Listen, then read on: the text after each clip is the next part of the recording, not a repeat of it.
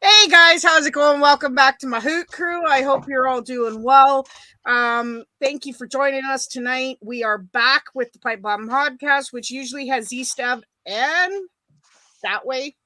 Not suitable for Mom Jason. Zstev is not with us tonight. He's been formally busy, as have I, with a lot of things, which I'll explain in a different video. But anyways, we are going to be talking WWE, AEW, New Japan Pro Wrestling. We got pay-per-views. We got news that we haven't talked about in a few months.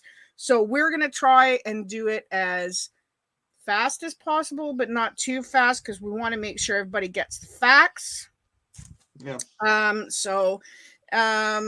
Jace, how you been? Yeah, not too bad. Just busy.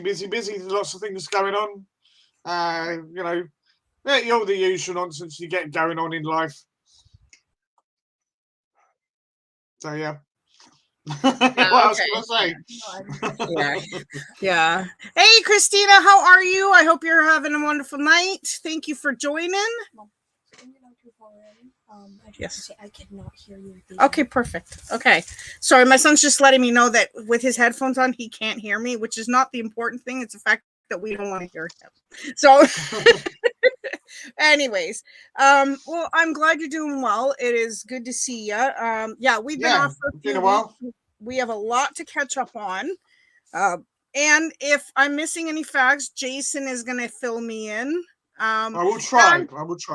Yeah, try your best. You're pretty good at filling me in when I'm missing something, but thank you, Christine. I'm glad you're doing well. Yeah, I'm doing all right. Like I said, I'm going to make a little video to explain where I've been the past couple months and what's been going on. So just to let everybody know. So anyways, like I said, we haven't talked about wrestling for quite some time. So Jason and I kind of have a lot of things to catch up on. And I also want to say, hi, Kenneth. How are you? So good to see you. Thank you for coming. So Charlotte was rumored to have left WWE. That's our first story tonight. And it is not really true. She did suffer a fractured radius in her match against Ronda at Backlash, in which she lost the title. Now, the reason she's been gone, though, is because of the fact that she was getting married to Andrade finally.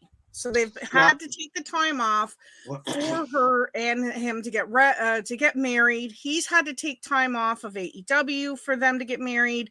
So it was a perfect timing after she lost the title. So I don't think she's quite left the WWE, but I know she's not happy. Yeah, I heard that. Yeah. And I know that Ric Flair is also not happy with the way that she's been treated in the past. She is a 17-time now world champion. Blimey. So for me, I'm glad she's there. She's an amazing talent and everything, but I'm kind of glad that she's taken this break. And if she changes companies or she takes a bigger break, I don't know, but it could give way to new talent, but she's still young. Yeah. So she's got a ton of years ahead of her. Maybe win a tag team championship, or maybe, if they bring back some more titles for the women, maybe she could do that for a while. I'm just thinking of other titles that she could win. Yeah. Which makes me wonder whether she might be better off going to AEW to do something new. It could be, yeah, because they phased out a lot of the women's titles. If the Divas title, if they had kept that aside of the SmackDown or Raw Women's Championships, I would have been okay with that, and then have the women's tag team, because if you look at the titles the men have, they have the Universal Championship, they have the Heavyweight Championship, they have the tag teams on both shows, they have the Cruiserweight Championship, they have the IC title, the Intercontinental Champion. They have the US Championship. So, I mean, men have all these titles. Why do the women not have the same option? Yeah, I think part of that is if you look at the rosters, I don't know about AEW as such, because they seem to have a pretty good women's roster, but the women's roster for WWE seems to be rather slim, shall we say. Well, especially with all the people they've been letting go. Exactly. That's the problem. Or have walked out, pardon me. Yeah. Yeah. And we'll talk about more of that later because I know you know what I'm getting at. But Yeah. but I mean, I can't say I blame the women. No. Because they have not always in the WWE been treated like equals. No. Well, there's another part of that which you may have got listed, so I shall leave you to illustrate that if and when, and if not, I shall mention it. Yeah, yeah. And this is a thing, like, when you go back to the Attitude Era and just before that, you look at bra and panties matches, mud wrestling matches between Vicky Guerrero and Stephanie McMahon, or Jello matches, or you have what I miss, honestly, because I've been seeing a lot in MLW, which is Major League Wrestling. I've been seeing Microman, midgets. I miss the little midgets coming out and having their chance to wrestle. Yeah. You know, it's not as widely known anymore, but they're still out there. But in the lucha world, there's tons of them. Yeah. So, I mean, I think they should bring more of that back. Understand it wasn't very popular back in the day, but it might be more popular so today because Microman is a huge draw for MLW. Yeah. Well, you know, I suppose it depends on what market you're trying to target. You know, I like now that I've not watched MLW, but I do like the fact that there's, although you've got WWE, which is going here, there, and everywhere, and so is AEW. Yeah. It's kind of going back to the old sort of territory days. Yeah. You know, and you've still got, obviously in England, you've got that a lot. You've got all these small independent wrestling companies touring all over the place, and they're doing, you know, seaside towns, butlins, holiday camps, you know, wherever they can get gigs. Yep. You know, we've had ones down our local sports centre. Yep, so, that's true. You know, there does seem to be a lot more available now, and I think that maybe that's the thing is what they need to do is allow it to be on mainstream TV. So, you know, a station that doesn't do wrestling normally has a regular weekly wrestling show. Right, that's true. Yep. You know, most of them are internet based. Yeah, that's true.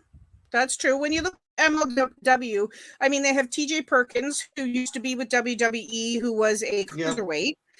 Gangrel has been on there. They have La Parka's on there, or La Park, whichever way you. Are they both still wrestling then? Yep. Because Gangrel got big. He did get big, but I think right now he's not wrestling right now. He injured his leg. If you look at I think it's his right leg is really bowed now.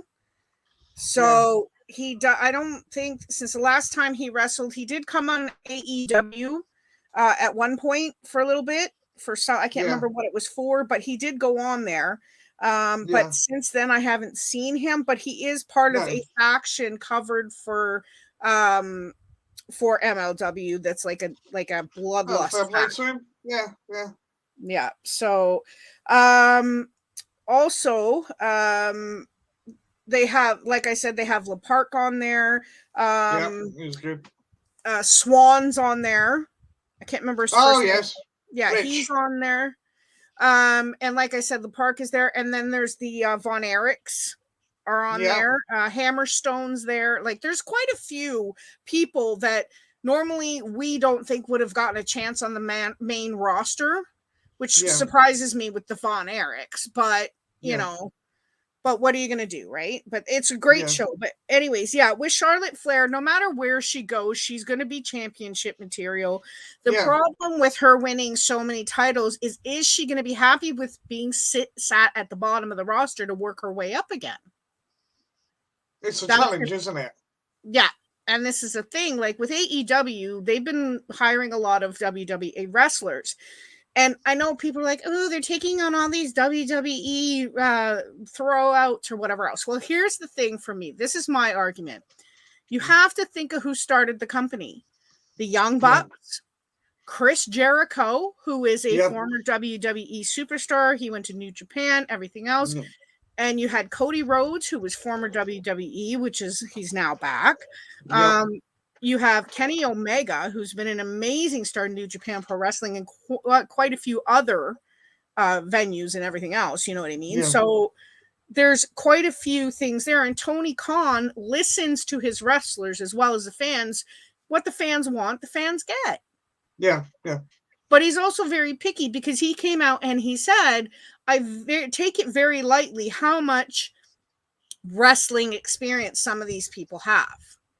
And he says some of them have black belt, some of them have MW, or what do you call it, MMA or UFC, you know, and some of them have major talent in like gymnastics and other things that help them be able to do the moves better. So yeah, that's it. But anyways, we shall move on. Hopefully Charlotte comes back and we'll see what they do with her.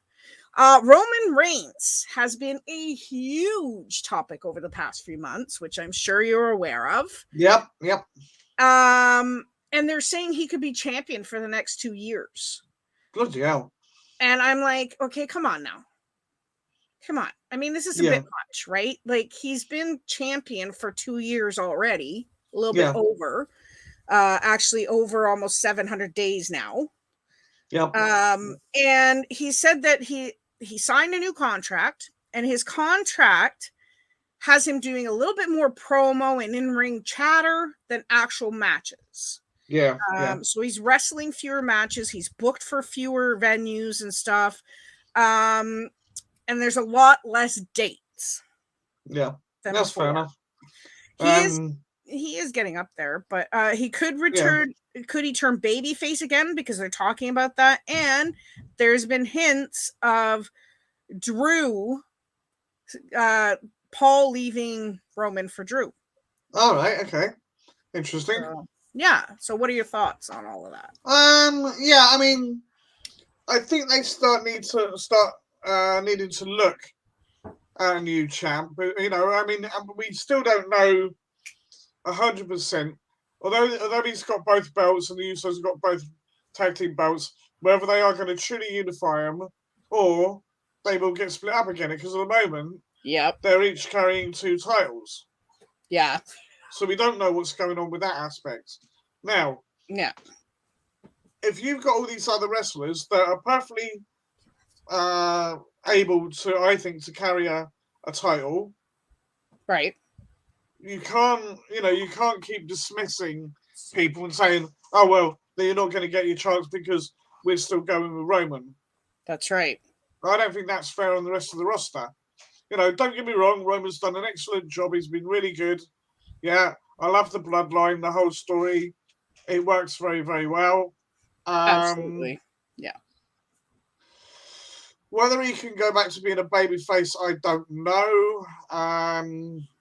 It's a tricky one, that, because he's become such a good heel. Yeah. I find that he was an okay babyface. Yeah. He was okay, but he makes a really good heel.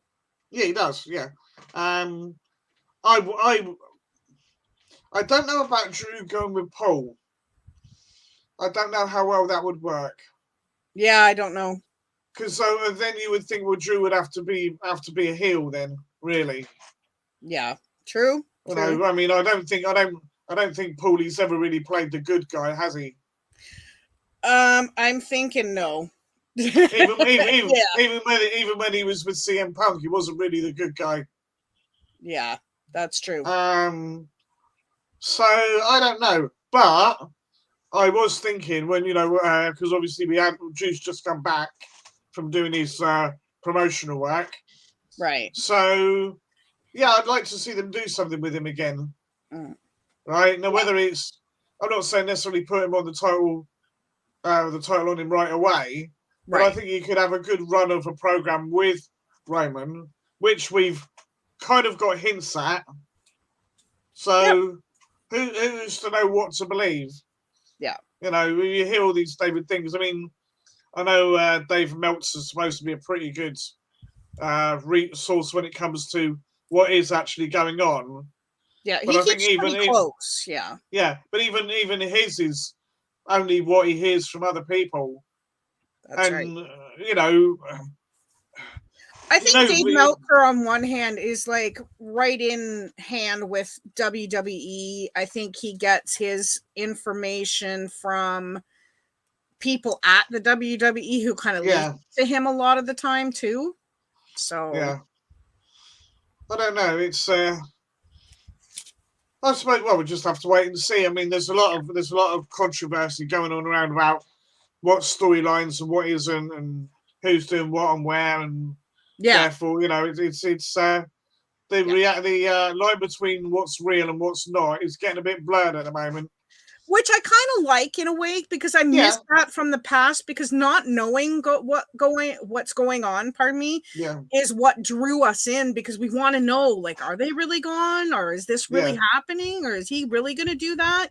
So we wanted to know that kind of stuff, and I kind of like that, like, not knowing factor of it. But we kind of want to know what's going on, especially when it comes to how many releases, which there's been a few more in the past couple months that we have to talk about. But it's with all the releases nowadays and stuff like that, and stars showing up on AEW and stuff like, New Japan Pro Wrestling, and it's like, okay, what, you just started the storyline with this person and they're gone.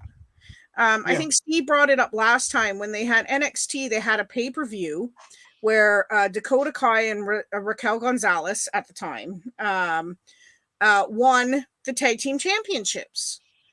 The next day, or that Wednesday, they lost them, and they're no longer a tag team, and one of them is gone from the company. Yeah. So this is the kind of stuff that angers me, kind of upsets me a bit, and I'm sure it upsets other fans as well, because Dakota Kai's awesome. They call her the man now too. Like, she's awesome. I've not been watching NXT for quite some time now. Me either, really. Yeah, I got fed up with it. Yeah, and this is why. This is exactly why, because they keep changing these characters. Like, we watched Pete Dunne for how long? And I'm not going to go off on a tangent here too far, but we watched him for the longest time. We thought, okay, he's due to come up in the main roster. And what do? They change his name to Butch. They make him into this little Newsies type of character. And, from the old days, Irish pub fighters, you know what I mean? And this is what he's become. Yeah. And it's like, you know what? I know that they kind of reinvent the character, but I think they went a little bit drastic with him. But this is the thing, we weren't prepared for it. I don't like it. I don't like the new name for him. No, Butch. No, I think it's stupid. Right? Yeah. However, the fact that he's this guy that just, you had him last week or whatever, was just run into the ring and start attacking everybody. Yeah. And I kind of like that, right? Yeah. But at the same time, I would like to see him doing more of his, the old finger snapping and all the rest of it. Yeah. The more technical side, which is what he's known for. Yeah, they could have kept that. Yeah. He still could have been doing that stuff just as Butch. Yeah. Yeah. I mean, they should have called him Bloody Alfalfa for the point, if you want to get into that, right? Yeah.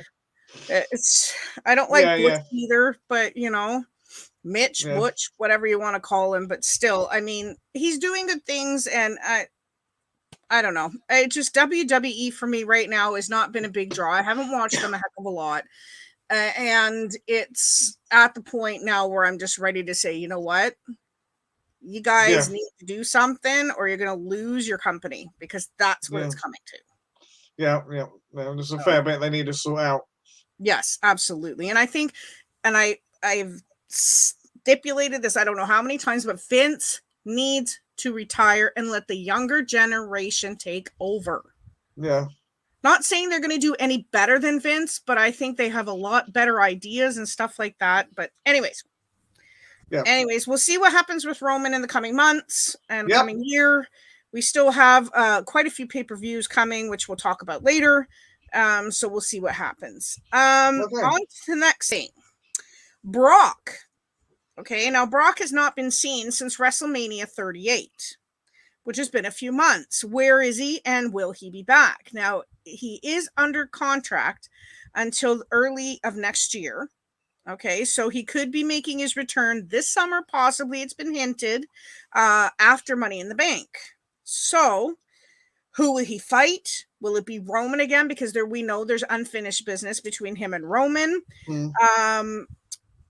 I don't know what's going to happen, but I don't know where he is. I don't know what he's been doing and everything else. So hopefully he'll be back. Yeah. I don't know. I don't know what you think about it. Well, there's I've heard lots of things about SummerSlam. Right. The Cena's supposed to be coming back. Yeah. Yeah. Which, if he does what they say he's going to do, could actually be half decent. Because there was rumors that he's going to face Austin Theory. Yeah. And help boost Austin Theory. Absolutely. And I think that's perfect, actually. Like passing the torch type of thing. You know? That I'm not so much, you know me, I've never been a big Cena. Well, apart from the early days, I've never really been a massive Cena fan. Yeah. Just because I thought he got overly complacent with his role, all the rest of it.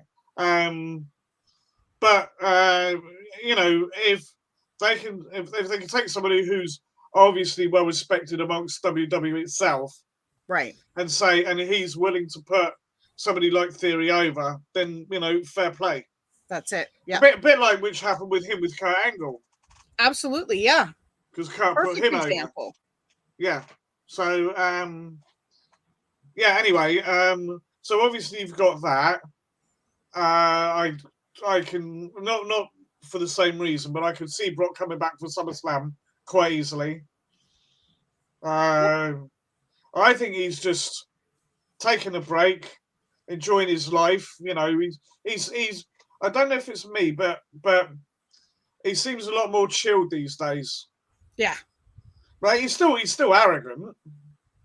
Yeah. Right. And I still don't like the fact that when he had the title that he was coming and going as he pleased. Yeah. Right? But I like this new Brock that they had. I love that. Yeah. Right. He's he's trying to be the sort of slightly, what should we say, mischievous, good guy, but he's still being a badass. Yeah. No. So yeah, I mean, we'll have to see what we see with it. I hope they do something decent with him. If he's going to be sticking around a while longer, then give him something half decent to do. Maybe get him to start putting over the talent. I doubt whether he will, but it would be nice. I think we don't give Brock enough credit for that part of it. I think he's actually a pretty humble guy, and I think putting over the new talent is a thing he could do. Because, like we said, you look at these guys like The Rock and John Cena, and they've grown up. They're old enough now where it's at that point that they need to retire. One more match, maybe. Triple H, Shawn Michaels, and stuff like that. Yeah. And it's at that point where you look at it and go, okay, well, he's about to retire, so who could he pass the torch on to? Yeah. And which is why I kind of like I was a fan of John Cena for quite a while, but not over the top fan. Yeah. Because he became like, it was every pay-per-view he was wrestling somebody, and every Monday he was wrestling. Like, he was a huge part of it, right? Like, he was the face of the company for a while, which Roman Reigns is now that. But for Austin Theory to kind of pass that torch on to Austin Theory, I think that's a really good thing to do. And if he does come for that match, I hope he does. I mean, that this is only sort of things I've heard. I don't know how true it is, whether they do it or not, but that's what I've been hearing. Yeah, it's in the news, so we'll find out in the coming months what's going to happen, and I can't wait to hear from John Cena what he thinks about all this and stuff like that. So okay, so our next story we're going to talk about, which has also been on our minds in the last year or so or more, is Bray Wyatt. Now, he's otherwise known as Wyndham Rotunda or the Fiend, whichever you want to call him by, but we know he left the company or was fired from the company And at that point, Vince had said that the character was going in a direction he was not happy with. It was not appealing and blah, blah, blah, which I don't know why. He was, besides Roman Reigns, he was making the most money for the company. Exactly, yeah. So I don't get that. But anyways, it came from out of nowhere and shocked the world, basically. But we also later found out that a lot of the reason that what Rotunda left was because of health, like mental health issues. He was dealing with a lot. He was going through a lot mentally, plus dealing with the way they were treating him in WWE. Will he return? Where will he return? Basically what he said is he needed a break from wrestling, period. And his non-compete clause. Wow, I can't talk. His non-compete clause ended ages ago, and there's no sign of him returning anytime soon. Now, a close friend said they would be surprised if he returns because he was making almost $4 million a year working for WWE, and he knows how to save money, kind of like how Mick Foley did, right? Yeah. And he's got a nice cushion for him and JoJo and their child to go for as long as they want. Now, it also depends, I guess, on the offer that they're making him. He's only 34 years old, right? So he's got a lot of fans are upset that he might not be returning, but we still kind of hope and pray because, like I said, he is still young, that he might return. I don't know what you think about this, but I really want him to return. He has a great mind for the characters. Even if he didn't wrestle, he could be in the creative department. Yeah, definitely. I would like him to see him come back, and if not the Fiend, something of that nature. So it could be a completely new character, right? But something that's a bit dark, a bit mysterious, right? That and one that actually works because I'm just going off on a tangent here. Malachi Black. Yeah. I don't really buy into his character in AEW. Okay. That's just my opinion. I don't. It's not the feeling I got when he was Aleister Black. True. Right. Fair enough. They're letting him probably do what he wants now. Yeah. But I'm not feeling it. I'm not feeling it the same. And I think we're missing the dark characters in wrestling. Yeah. Well, and I do. So sorry. I was going to say, well, because you look at the Boogeyman, you look at the Undertaker and stuff like that. The Fiend was going to be that next step, or Willow, or the Demon Finn Balor. Yeah. And they all seem to have done away with it all. Yeah. Finn very, very rarely comes out as a demon now. Very rarely. I think he's done it once in the last couple of years. Yeah. Maybe. Was that a match with Edge or something? I think so, yeah. Yeah, I can't remember. Anyway, so that's all gone by the wayside. Obviously, the Undertaker's retired now. Yeah. You've got no Bray Wyatt. I know Edge has kind of got the dark side that they're doing with him at the moment. Yeah. But I've heard rumours that he may be going face anyway. Yeah. So who's to say? I do wonder if the whole thing with Bray was not so much Vince not being happy with the way it was going, but the network's not being happy going. Then, we're trying to, we're still trying to appeal to a largely family audience. He's getting a bit too dark because they've taken Alexa's gone. All right, she's still got Lily, but she's gone more light-hearted now, hasn't she? Yeah. So yeah, I because of his creative, I can't even say it. Creativity. Yeah, that's the word. That he's got. He's got a good imagination for things and knowing what will work.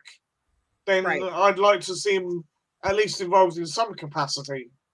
Well, exactly. Yeah. No matter what company, like he could offer a great deal of creativity. Yeah, definitely. Even if it's writing for other people. Yep. But he could also, strikes me as because he knows what it's like not to be listened to, he can turn around and say, well, okay, what's your idea? Pitch your idea to me. Yeah. Right? To, some of the newer talent or whatever. Where do you want to go with this? Yeah. And then, then between them, they can sort of work out the sort of like perhaps the things that may not work quite so well. Right. Right. And, and I'm sure he would explain why he thought they wouldn't work.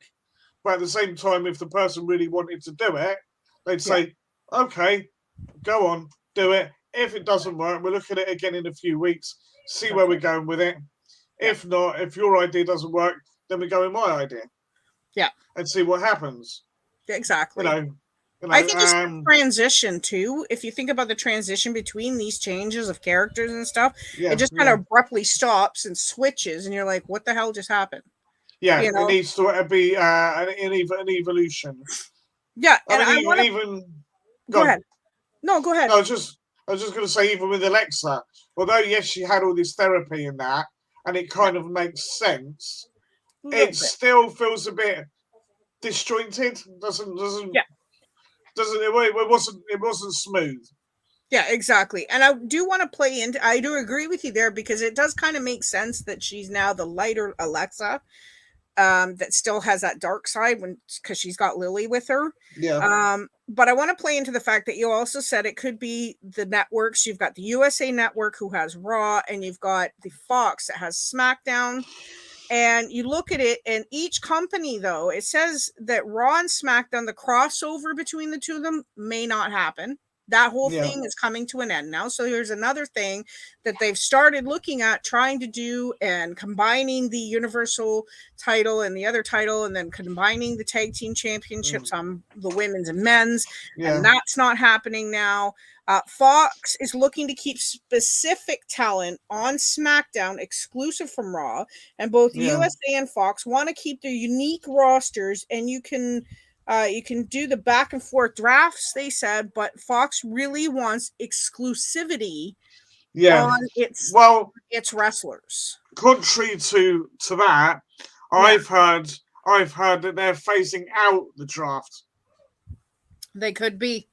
So who's to, how are they going to do it? How are they going to change rosters then if there's no draft? Each year, The only thing I can think of is there's got to be something. There's got to be a reason for them crossing over, right? Yeah. So if they're not doing cross branding, you can't have a storyline that says, oh well, we'll put this person on this program because they got a beef with what that person on that program said, and then they change rosters. This. I don't know how they're going to do it. It doesn't make a whole lot of sense right now. But again, conflicting rumors to who's to say what's true and what's not. That's right. And this is the problem with the things that WWE is doing, with things at AEW, New Japan. There's so much controversy going back and forth. And I've got a big story to talk about later that is huge, which I was really shocked at because as I was doing my research. But this is the thing. We have to see what they're going to plan, what they're doing. And I think with Nick Khan taking over and Vince slowly backing off his role, right, and stuff like that, I think it's causing a big rift. It's dropped a lot of wrestlers. It's dropped a lot of ratings. Their recent pay-per-view, Hell in a Cell, had to be changed to a different venue because they couldn't sell all the tickets. Yeah. So they had to go with a smaller venue. So this is a huge issue. Like, you obviously know that a lot of the seats that you saw that looked like the whole arena was full was actually CGI. Making it look like the whole arena is full, trying to draw more people in, and also having seat fillers. Well, a lot of it, though, I will say, is due to COVID and everything that happened with that. A lot of people do not want to return to the arenas yet in a huge public setting like that. So I do attribute a lot of the attendance drop to that. But, like I said, we'll see what happens.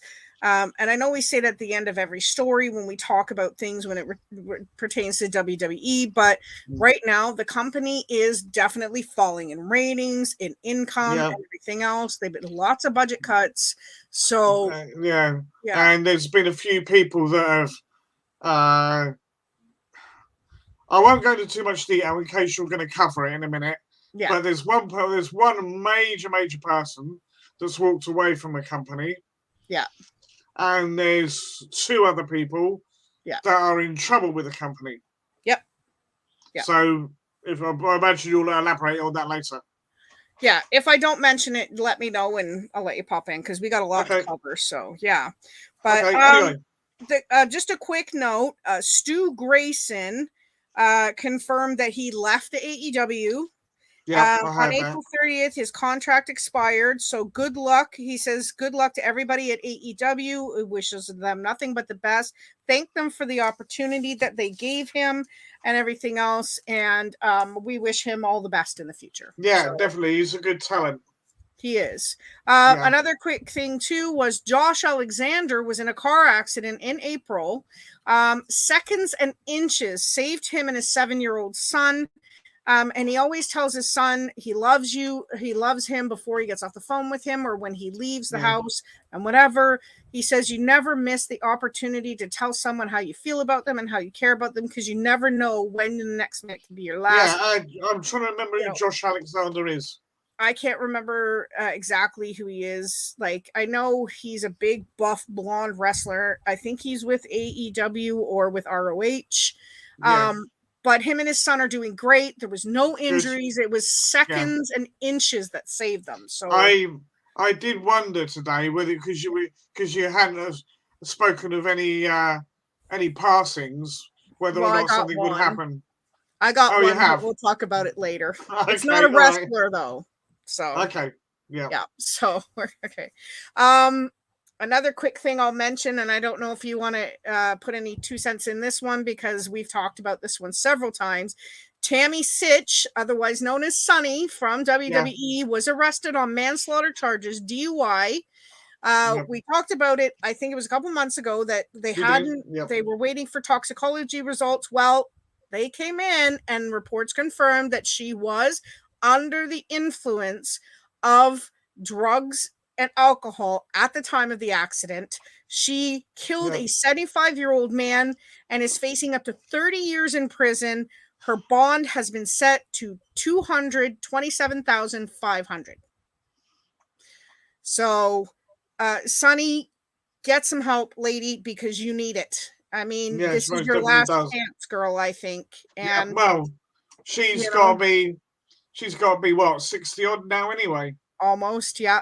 And hon, you were a great talent, but we hate to see you go down this road. It just it hurts me, to see. Well, who wants to spend the rest of their life in prison? Exactly. That's exactly it. Yeah. So anyway, Sonny, we wish you nothing but the best. We hope that you get the help you need and that this time that you may be facing in prison helps you get past whatever it is you're going through. Well, I'll just say, because he's still doing it as far as I know, go and have a word with DDP. I don't know how she gets on with him, but it's worked for a lot of the guys, didn't it? Yep. He's really turned around a lot of people and helped them. He's a great guy. Yeah. As well as Jake the Snake is one of the people that he's really been there for. Yeah. So, and they've known each other since they were like for forever. We'll just say that. Yeah. Yep. Be safe, babe. Love you. Their kids are going to the store. So, all right. Okay. Next thing, Sheamus is deciding to leave the WWE. Oh, blimey. Okay. Now, the decision is not finalized yet, but we know that Sheamus has not been happy at all with the current direction the WWE has been sending him in, and he wants to quit. He's voiced it very harshly.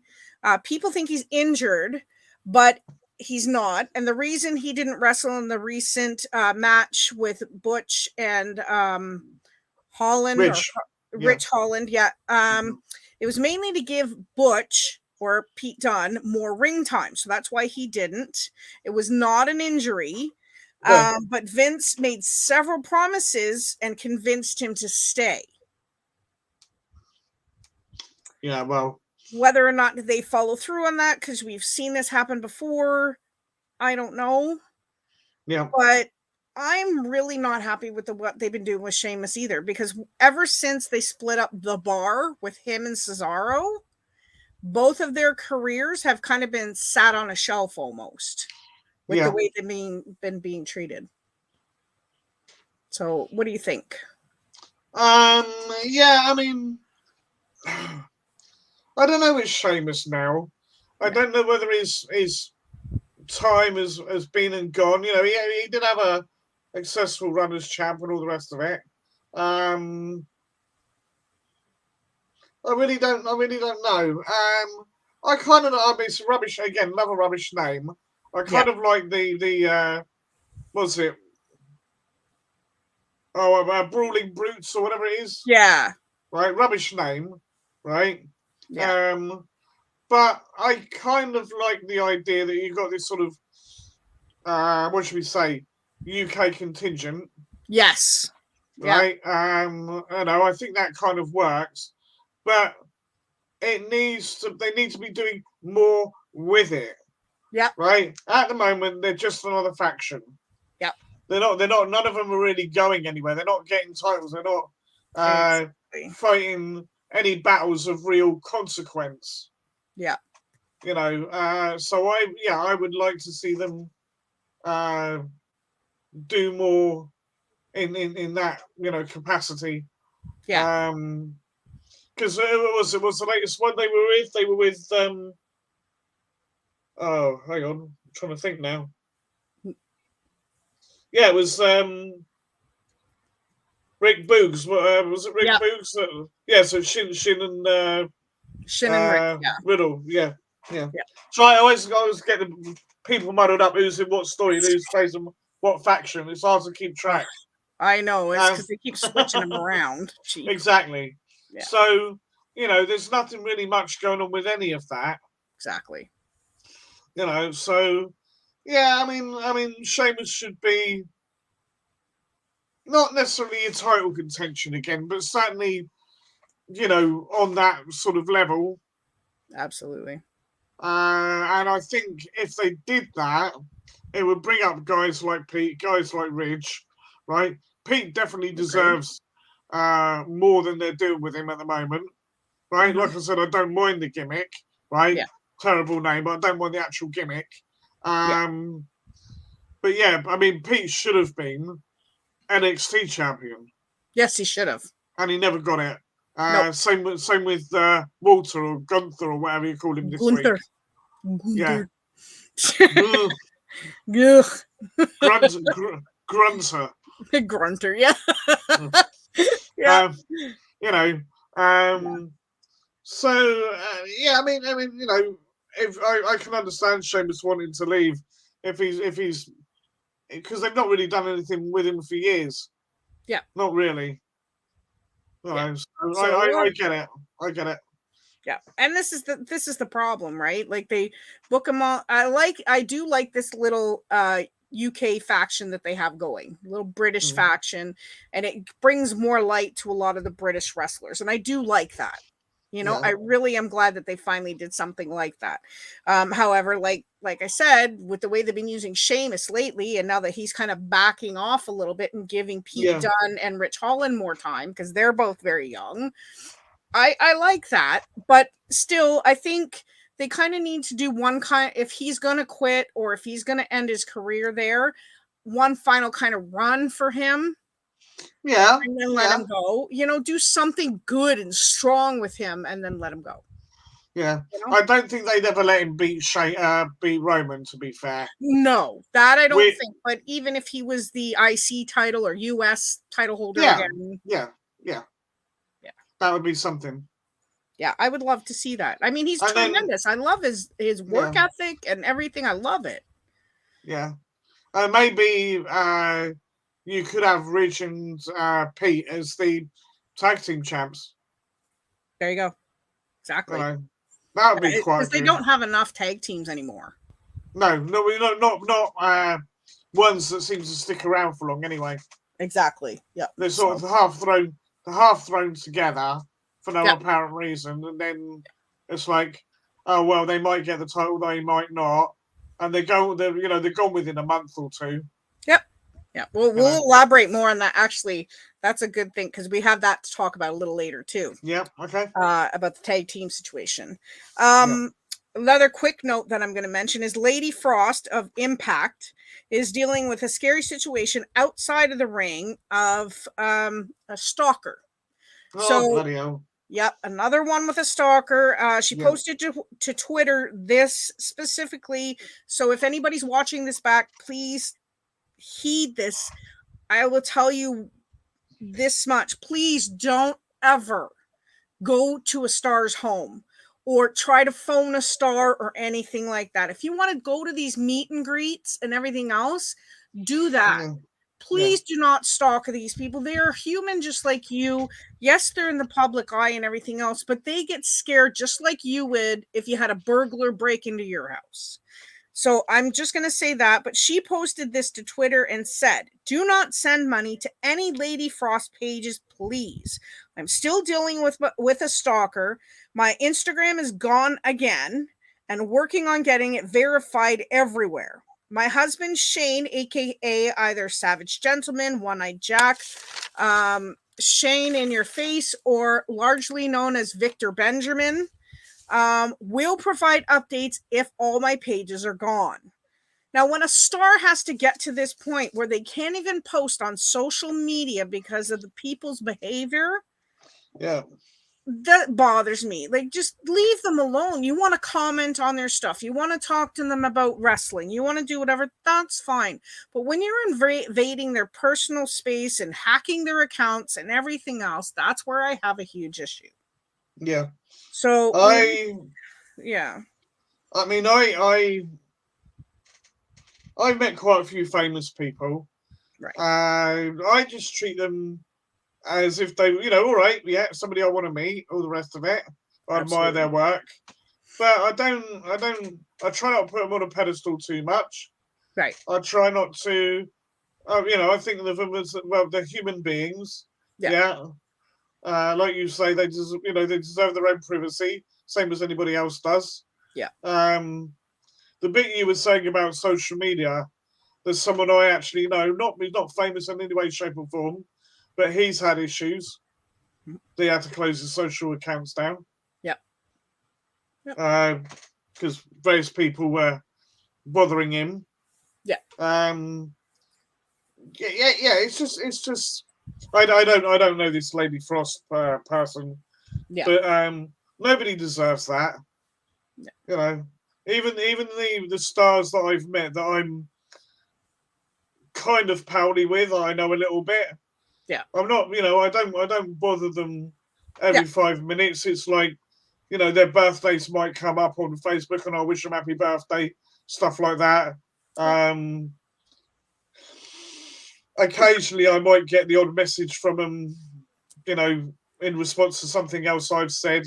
Yeah.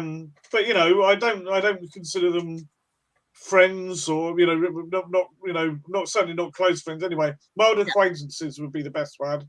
Absolutely. Right. Yeah. Right. And I said I don't bother them because I know they wouldn't want that. Right. Yeah, if they want enough to deal with. Yeah. If they want to be friends with you, right? If you just say, for argument's sake, I mean, you meet somebody that you is famous in a pub, right? Yeah. You get, even then I wouldn't bother them too much. But if you get chatting to them, and they like, it's like, if they somehow said, oh, do you want to get a drink or something like that, and start chatting to you, right? And that's fine. Yeah, that's up to them. Exactly. But do it on their terms, not what you want, and don't place demands on them. And I'd even say, don't try and befriend them because they're famous. Befriend them because you like them as a person. Yeah. Yeah. The fame and everything is secondary, in my opinion. Yeah.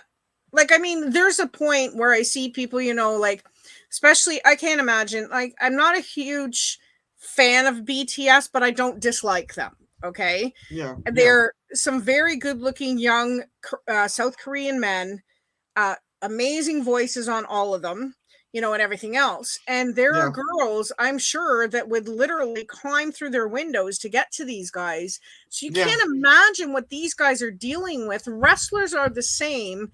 It's the same as any sports star with baseball, soccer, football, anything. Knowing that these people are in the public eye, you kind of expect that they're going to get bombarded by fans. But if you're going to spam their emails or their Twitters or their Instagrams and stuff like that, it gets a bit much for them. Just like we get overwhelmed when you get 20 spam phone calls from certain phone numbers. Like, you have to. Oh, yes. Yeah. You know what I mean? Like, you have to know where to draw the line. Yeah. Yeah. Or you get these people online who act like they're larger than they are, and then you finally meet them and they turn out to be the biggest jerk, and you're disappointed, which is like what you said about not putting them up on a pedestal, because you're setting yourself up for disappointment. I know, just going off on a tangent here, I'm sure I won't name names, but I'm sure you won't mind me sharing the story. I know someone who, big Slipknot fan. Yeah. Big Slipknot fan. And they met the I don't know the guy's the proper name. He's the Clown. Yeah. And he got to meet him. And apparently he's one of the most uninteresting people you could wish to meet. He was just sat there reading books all the time. He's very laid back. He's very relaxed. He's very mellow. His as a singer and whatever, as an instrumentalist, he is very big on stage, but that's not who he is. No. But said, he didn't really chat much to my mate, even though he was invited to speak to him. Yeah. Right, he was just mainly, most of the time, he had his head in his books and looking at, I think it was history stuff and all the rest of it, Right. And my mate really didn't get much out of him. Yeah. So, Yeah, that's a perfect example. Because you never know, right? You don't know if these people are just, they do so much on stage, all they want to do is relax afterwards. But then when you're confronted with fans where you said, okay, I'll have this guy in, come on, ask me some questions, let's chat, whatever. You expect the guy to kind of talk back to you, at least, but it's, like I said, if you're going to expect all this awesome stuff from them, you're setting yourself up from disappointment. Yeah. Don't expect so much from them, and you might be surprised how they treat you and what they come up with. Yeah. So, but anyways, we wish Lady Frost nothing but the best. We hope that they get this situation under control soon. So, May 4th. Now, like I said, yes, it's June. We know it's mid-June, but we have all these reports to make. But 10 stars were cut from the NXT 2.0 roster. Yep. And they were Dakota Kai, Malcolm Bivens, Dexter Lumis, Harland, Persia Piorta. Oh, yeah, I know who you mean. I can't think how to pronounce the name. Pirota or whatever. Draco Anthony, Sanjana George, Raylan Devine, Mila Milani, and Paige Prinzavali. I don't know a lot of those. Yeah, sorry if I butchered it, guys. But anyways, Mick Foley had a comment that, and he did not keep quiet as usual style for Mick Foley. He says, this is Vince's habit. He gets all this amazing talent, and all of a sudden, done. Yeah. So this is the thing. He says he encouraged the stars to keep their heads up. Loomis, although, has already found work with ARW as Samuel Shaw. So on June 24th in Melbourne, Australia, he will be wrestling for their, I guess, pay-per-view or huge event called Born in Blood. So way to go, Dexter Loomis, because I really like him. Yeah, I don't know what they're going to do with him now as a character.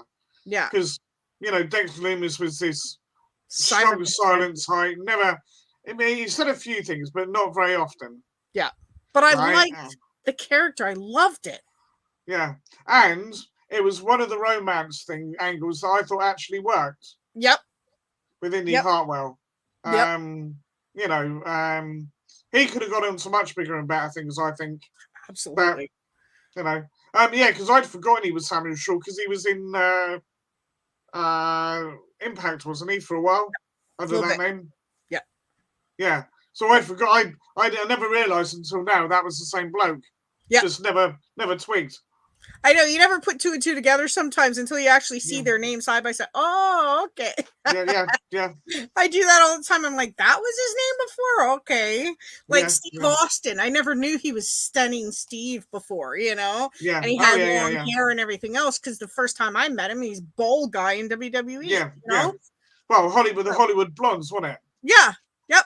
Yeah. I think so, yeah. But still. Something like that anyway. Yeah, because you had the Hollywood. That's it. Because you had the Hollywood Blondes. Yeah. And then you've got Brian Pillman Jr. and I can never remember his name, but they're the Varsity Blondes, aren't they? Yeah. In AEW. Yeah, Varsity Blondes in AEW. Yeah. But yeah, so I don't know. I hope these guys find work because I mean, obviously these are their passions, especially Dakota Kai. I think that's a crying shame. Yeah. It is. She's amazing. She could have been the next Paige. Yeah. I really love her. I love her new hair. She's got black and pink split hair. It looks amazing on her. So I hope she does big things. I know Steve had a few more details, but we'll have to talk about that next time. We'll get more details about it. And you never know. We could see quite a few of them show up on AEW. I know it's a shame about Malcolm Bivens as well. Yes. Because I thought he was doing great work. Yeah. They're Diamonds in the Rough and all the rest of it. Yeah, wasn't he the manager? Diamond Mine. Diamond Mine. But he was the manager, right? Yeah. Yeah, he's on AEW. Sorry. Yeah. I was going to mention that. Yeah. Yeah, he did show up on AEW. He's beating somebody up, so I think he's going to be a wrestler rather than just a manager now. So, yeah. Yeah, all right. I was going to throw that in there, too. Yeah. No, because there was something I heard on... It was Raw. I can't remember. It was Raw Smack. Oh, no, it was... bloody another one with a stupid ass gimmick. Max Dupree. Oh yes, Dupree. Right, right. His male model thing. Yeah. And he said something about a diamond in the rough. Yeah. So it makes me wonder whether one of the old Diamond Mine guys is coming over. Yeah. Could be. Now, depending on what you believe. Yeah. Whether he's leaving or not, it could be Roderick Strong. I think so. I really do because he's been begging to be let out, but we have more information on that as well. I do. All right, excellent. I had to research that because I'm really hoping he joins. So yeah. So yeah, hopefully these guys find stuff. And way to go, Dexter Lumis, as well as Malcolm Bivens and Mick Foley. Keep your chin up, dude, because you know what? I love when Mick Foley speaks his mind because he worked that business like no other, and I love him. Yeah. I love him. My favorite wrestler of all time. Yep. Oh, now it's slightly off topic, but now that you mentioned Mick, something I will be showcasing very, very soon. Sorry, I'm not really doing this to plug anything. I just thought you might like to see this. Yeah. I don't know if you can see this. Ooh, I see it. Oh, you did get it. Yeah, it's the Funko Pop in a lunchbox. Yep. I've not opened it yet. Make sure you go check out Jason's channel, guys. It's not. I wasn't doing it for that reason. I always plug you anyways, but it's not suitable for mom, and it's MUM. Go and check him out. He does a lot of retro gaming, like 80s gaming. He does Funko Pops, vinyls, CDs, and unboxings of presents from Canada and all over the UK. Yep. And if you go look, I sent him a package. He unboxed a few things. So yeah, it was definitely go check that out. You have to let me know when that video goes up, dude. Because it won't be for a while yet. Because I've not even filmed it. I've not even filmed anything. Yeah. I've got about 8 videos to film. Yeah. And probably another 12 at least to put up. So 20 videos over the coming months. I got 20 under my belt to go, and it's like they're all sitting there, and I'm like... But you can't release too much in one go. Exactly. Yeah. Well said. Anyway, all right. No, it was because you mentioned Mick. I thought you'd like to see that. I love it because I remember when I told you it was coming out, and I was like, "You have to get that." I didn't realize it was in. I didn't realize it was in the lunchbox. Oh my goodness! There you go. Yeah.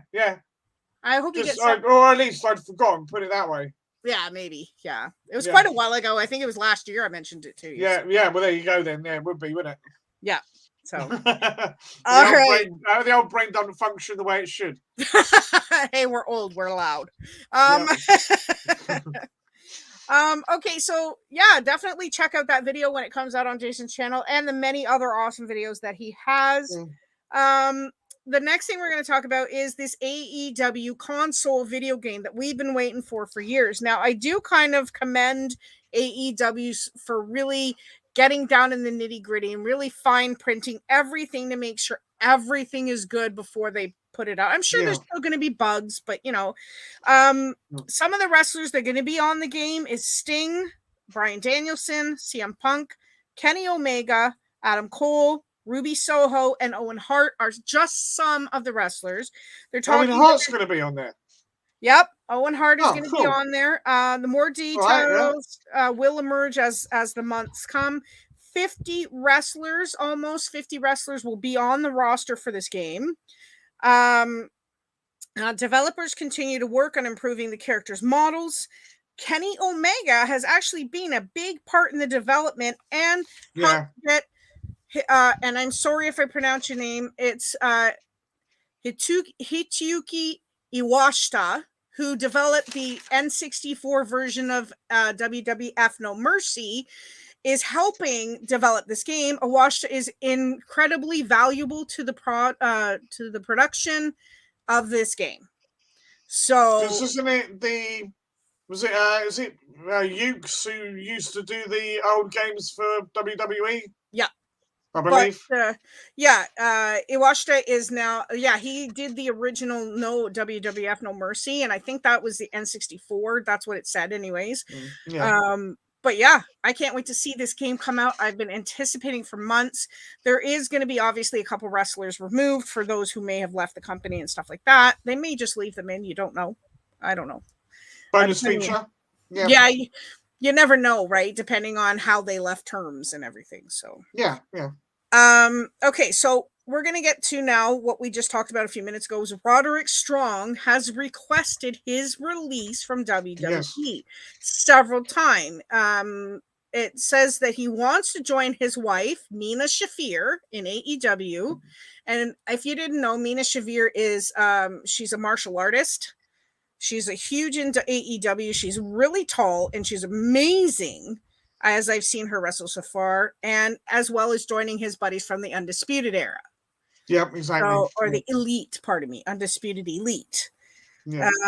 So, I mean, we've been asking for some time if he's going to leave, if he's going to go there. And we did hear a few months ago that Vince has actually stopped a lot of these wrestlers from leaving because of the fact that he's worried about them going to AEW. Well, do something with them then. Yeah, exactly. That's what I'm going to say. If he's that worried, do something with them. Because you obviously know that they've got talent and would be a big asset to AEW. Yep. So if you don't want to lose them, do something with them. It's that simple. Yep. That's what I'm gonna say. Yep. And this is the thing. Like, I do agree with you 100%. You're not using some of these wrestlers properly, and you're treating people like Dakota Kai, giving them big title chances, letting them win, and then dropping them like hot potatoes. I don't like that. And the fans do not like that, which is why you're losing money and you're losing fans. Yep. That's it. So we're not going to go off on that. So anyways, now, all right. This is the big scandal I was talking about. This is a big story. So I got a little bit to read here, and then I'm going to get your opinion, Jason, on this. Yep. Now, in New Japan Pro Wrestling has had controversy in the past. Okay. So a wrestler of New Japan Pro Wrestling by the name of Kota Ibushi has come out saying he's going to expose them. He may be done with New Japan Pro Wrestling. As far as I know, he's been fired and claiming abuse of power. Now, on May 10th, he posted a series of messages on social media, including screenshots of conversations between himself and Kikuchi, who is in New Japan Pro Wrestling's talent relations department. Okay, that he works there. Now, Ibushi stated that he would expose all about the former cheaters already returned. Cheater's gun, already returned, and the sexually harassing bosses from the company president's lies to his unreasonable power harassment. Okay, it says he says get prepared for this. Tokyo Sports and TV Ashi 2. I don't care. Okay. Hey, Rach, how are you, sweetheart? Welcome in. All right. He says it felt wrong to stay quiet. I'm really calm and collected, but Ibushi was fired through Line Message, which Line, if you don't know what it is an app you can download on your phone, and everything else. There are too many things to talk about, but will come out soon. He says the truth can't be concealed. I'm just disappointed that this low-level person, speaking of Kikuchi, was my boss and felt sorry that I faced power harassment. Letting bad things slide was so abnormal. I'm going to expose all of it. Lying and cheating is commonplace there and has been criticized in the past for the same thing. Now, Ibushi is very emotional right now. And you have to remember, this was translated from Japanese to English. Yeah. So things may have gotten lost in translation, but basically the scandal is that he is going to come out with everything and he doesn't care anymore. He's tired of the harassment. He's tired of the bullying. He's tired of the sexual abuse, and that's happened in the past as well. So, I'm kind of at a loss as what to say. I think it's about time someone finally came out about it who is from there that speak, Yeah, I don't know what to make of that. I mean, I don't know New Japan well enough to know what their business practices are, all the rest of it. It's not like, watching WWE and you hear a lot about it. In at least not in the same way, not unless you're a really devoted wrestling fan. Hello, Rach. Yeah. Sorry. No, but you know what I mean. There's some people that know pretty much everything that's going on everywhere. Yeah. Now, I've heard things about like this before with other things, and some of the time it's been proven to be nothing but sour grapes. Basically, the wrestler isn't getting their own way, so they're doing everything they can to blacken the company as some sort of like, well, I wanted to be champion, you were never going to put the title on me, blah, blah, blah, blah, blah, whinge, and it's like, well, maybe if you conducted yourself in the right manner and you actually showed proper progression in the ring, right, they might have done it. I don't know the guy. I don't know the circumstances, all the rest of it. Exactly. But I'm just trying to see that there's two, there's always two sides to every argument, right? Yeah. Now, fair enough. If they are doing this, as he claims, and it's legit, by all means, call them out on it, all the rest of it, because then there will be things that have to change. Yeah. And maybe change for the better. But I would like to ask whether it happens to everybody, right? Or just a select few. Yeah. Yeah. Did people like, Chris Jericho when he was there? Did he have any issues? Yeah. Kenny Omega, all the rest of it. AJ Styles. Yeah. Who's the British bloke that's in the Bullet Club at the moment? Will Ospreay? Yeah, Will Ospreay, yeah. So whether he's getting any problems. Yeah. And the fact that he's got the fact that Ibushi has conversations screenshotted that he's been sharing on social media proves to me that it's kind of maybe a mix of both, like you said, like a disgruntled employee versus what he's been dealing with. Yeah, but did they actually... When they did if it was only screenshots, you don't know what was actually said. Yeah. All you've got is these pictures of them talking. Yeah, but it's pictures of the conversation between him and Kikuchi. Yeah. So obviously something's been said, but we don't know what. Yeah.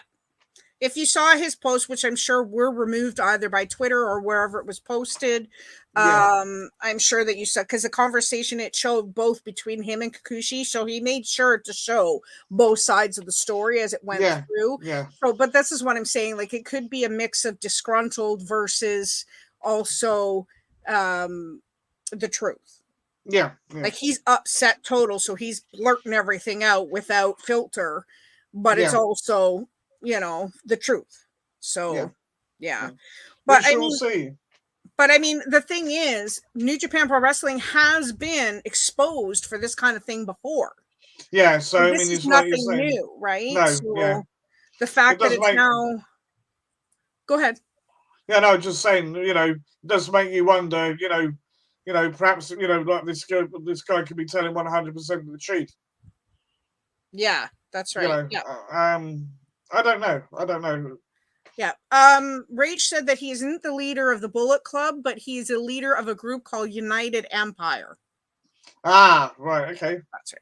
I thought he was in the Bullet Club for a while, but maybe before, I don't know. But no, I don't know. But yeah, I hear you on what you're saying too. Like, to hear from Will Ospreay or Chris Jericho or Finn Balor, who was over there, stuff like that, AJ Styles and whatever, to hear from them whether this treatment is for everybody or it's a specific few people that are treated that way or whatever, right? That would be nice to hear. And I'm sure over the next coming months, as more of this story comes out, which I'll keep on track with this because I really want to know, because this is huge. I really want to make sure that we keep on track with it and see what's going on. It might be just something that happens to the Japanese wrestlers, you know. Just because they've been internet. I mean, you know, you wouldn't get away with doing something like that to Chris Jericho. He would come out and, you know, he'd be the first one to say anything about it. Yeah, you know, Chris Jericho can't keep his mouth shut and stuff like that. Which, I mean, in that sense, you shouldn't if you're being abused, you know, and whatever, right? Whether it's mentally or financially or whatever, right? I do whether it's anything to do with this young boys, as they call them, which I've always thought that name. The young boys, the guys that are there to carry the luggage and all the rest of it, you know. You know the ones I mean, when they come up first of all. Yeah, when they're just newbies. Yeah.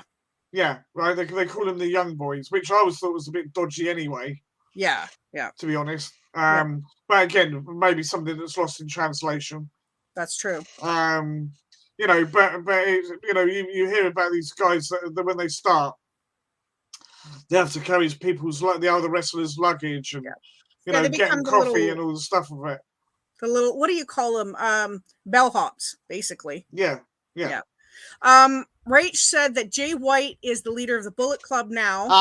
Right, okay. Trent Beretta and Chuck Taylor were also in New Japan Pro Wrestling, and Young Lions, the Young Lions, that's what they call them. Thank you, Rach. That's what they call the newbies. They call them the Young Lions. And they have to, so... but yeah, like I said, I'm going to keep up with this as much as I can to make sure that we find out what's going on, whether, like Jason said, it could be a disgruntled employee or whether this is all the truth, what comes out in the future and what happens. You know, I'll try my best to keep going with that and find out. But Ibushi, I hope that you find better work and better working conditions if this is the truth. And Jason, I do agree with you. I mean, this is the thing. I don't agree with the Young Lions type of thing, the new pretty boys that come in and they get used as bag boys, so to speak, you know, bellhops and whatever, you know. I don't like that, because if you're going to be a star, you got to pull your own weight, right? Look at Roman Reigns and all of them carry their own bloody luggage. They don't wait anybody. They don't have anybody waiting on them hand and foot. No. So, yeah, I just don't agree with it. But, yeah. All right. Quick note. Cesaro, where is he? We have no idea. He is cleared to compete. He has been for quite a while. His asking price, they're saying, might be too high for other companies, and why he hasn't been offered another job. And is he content staying home? We haven't heard from him. I'm going to try and keep up with that and look for more information on it as time goes. Okay. Impact Wrestling's pay-per-view June 19th in Nashville, Tennessee. Ace Austin will be in a 6-way Ultimate X match for the X Division title.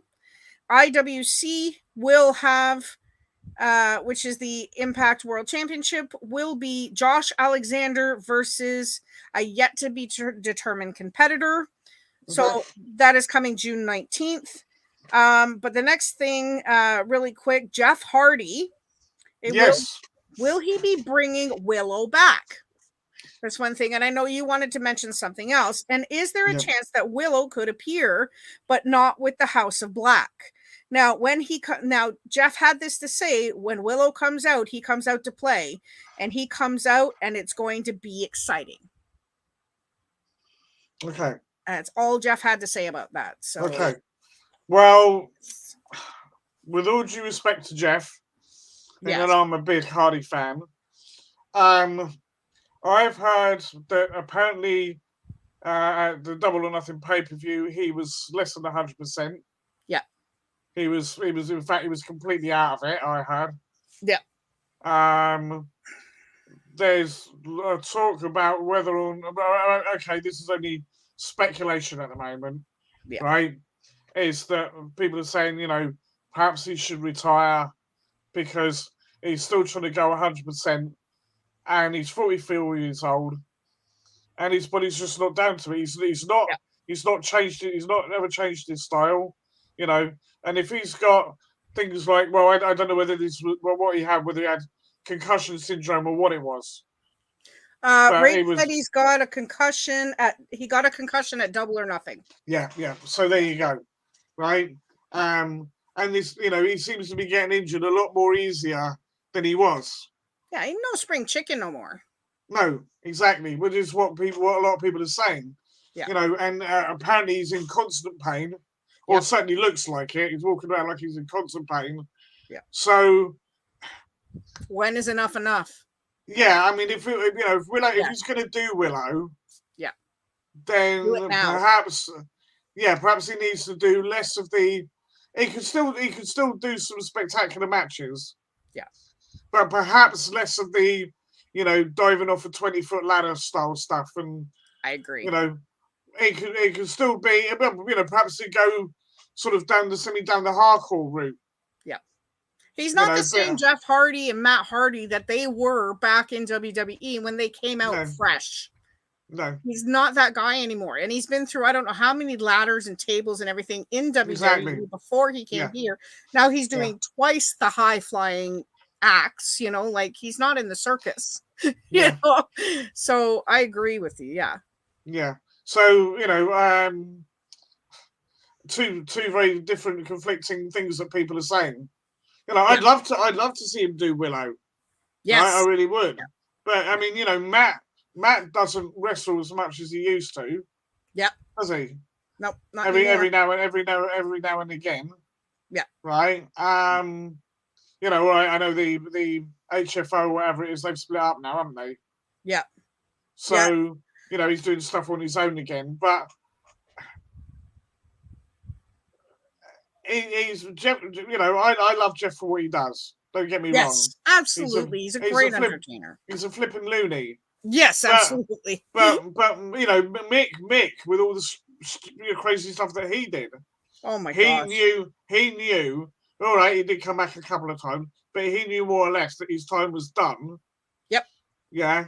And then when you get to the stage when your missus says, "What's that? I can smell something cooking," and he turns around and says, "Yeah, it's me," because he's just been speared through a flaming table by Edge, and he's burnt half his skin off. Yeah. I think Mick realised pretty much there and then it was like, perhaps I don't want to do this no more. Yeah. I agree. Yeah. And I don't want Jeff to become a pale imitation of what he once was. Yeah, exactly. I don't think that's good for his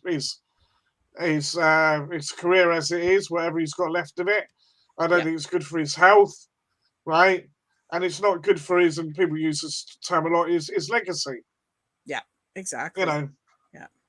Rach said that he and Matt are going to be in a triangle ladder match for the AEW tag titles this Wednesday on Dynamite. Bunny. So for those who want to watch AEW this Wednesday coming, Okay. Jurassic Express versus Young Bucks versus Hardy. So that should be fun. Yeah, I love Jurassic Express. I love all three teams, so it's going to be a hard pick, that one. Just saying about them, that's another person who's gone, which I don't think got enough props, as old Marco Stunt. Yep. The Luchasaurus. Yep. Yeah. And she says, and Darby Allin is also a maniac. Oh yes, we know that. Yeah. And they did say recently on the news that Darby Allin has been trying to keep up with Jeff Hardy, trying to be the new Jeff and Matt Hardy. And Darby Allin is a little bit of a guy. He is thin. He looks like he could snap in a minute. I mean, the guy's had a tremendous career, but if he's not careful, he is going to be ending early. So, yeah. But I mean, as anything goes, like Jeff, the Hardys are amazing, and I hope that if he's gonna bring out Willow, that he does it soon before he cannot wrestle at all. Yeah, anymore. Exactly. You know, like, and the way he's going. Yeah. You know, I hate to say it, but you know.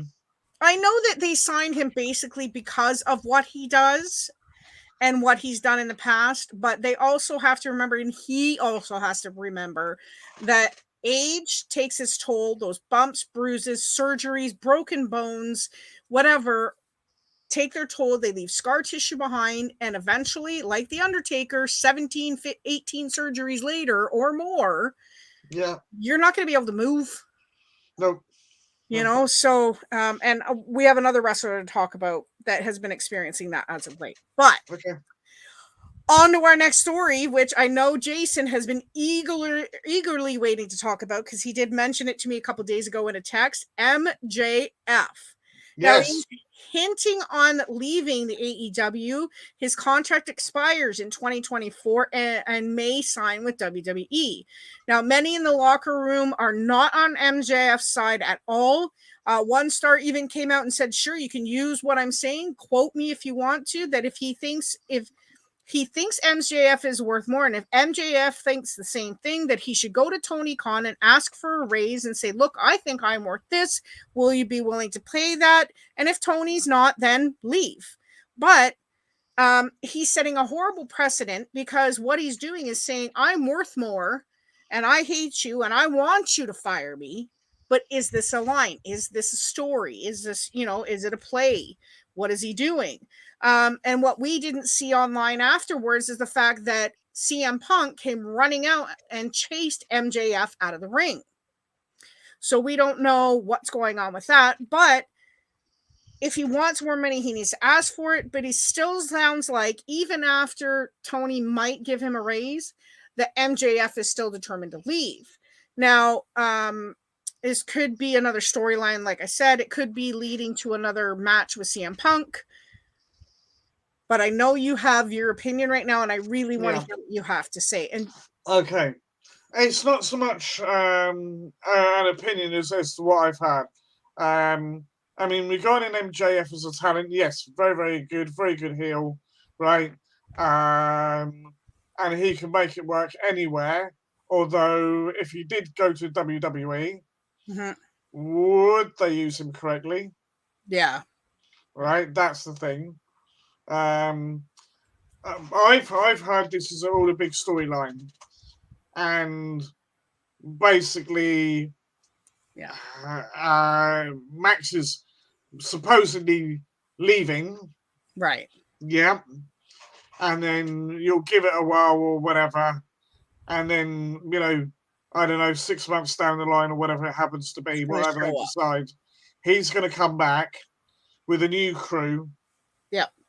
And they're going to invade AEW. Yeah. Well, Rach says that all MJF's merch has been taken off their website. Yeah, but this is from what they're saying, this is to try and make it look more legit than what it is. Yeah.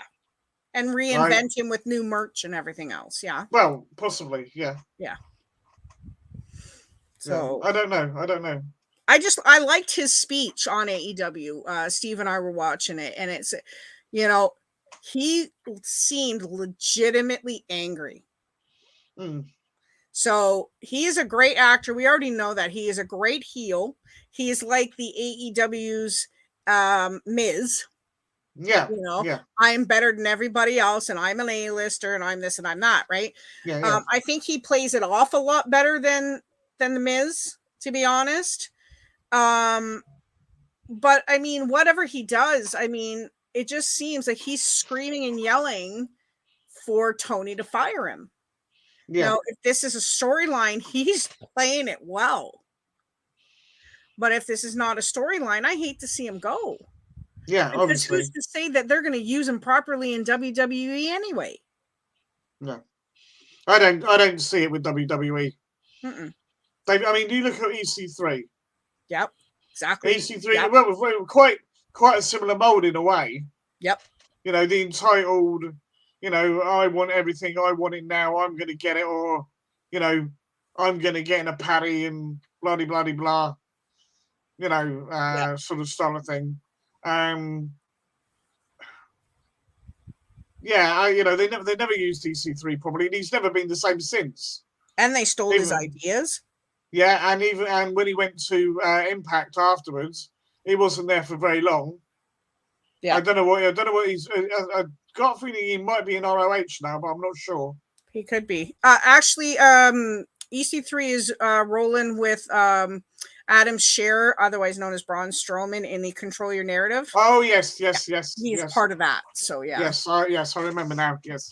Yeah. I don't know what's happening with that really. They do have, if you go on Pro Wrestling TV, if you go on an app, your app store, it is an actual app that you can get for free. It's kind of like Fight TV. Got you. Right? And you can download that, and you can, I think there is ones that you can watch, little blurbs you can watch of their matches and stuff like that. There is paid for pay-per-view stuff and whatever. It's kind of like the same general thing. They don't have a heck of a lot on there right now, but there is stuff on it. I did download it to my iPad and stuff. I haven't actually watched anything yet just because I've been so busy, but I am going to get to it. But from what I've seen, it is kind of like we were talking, like the Shane McMahon going with the Underground Fight Club, but a little more intense and actual story. Like it actually makes sense for guys who just want to wrestle,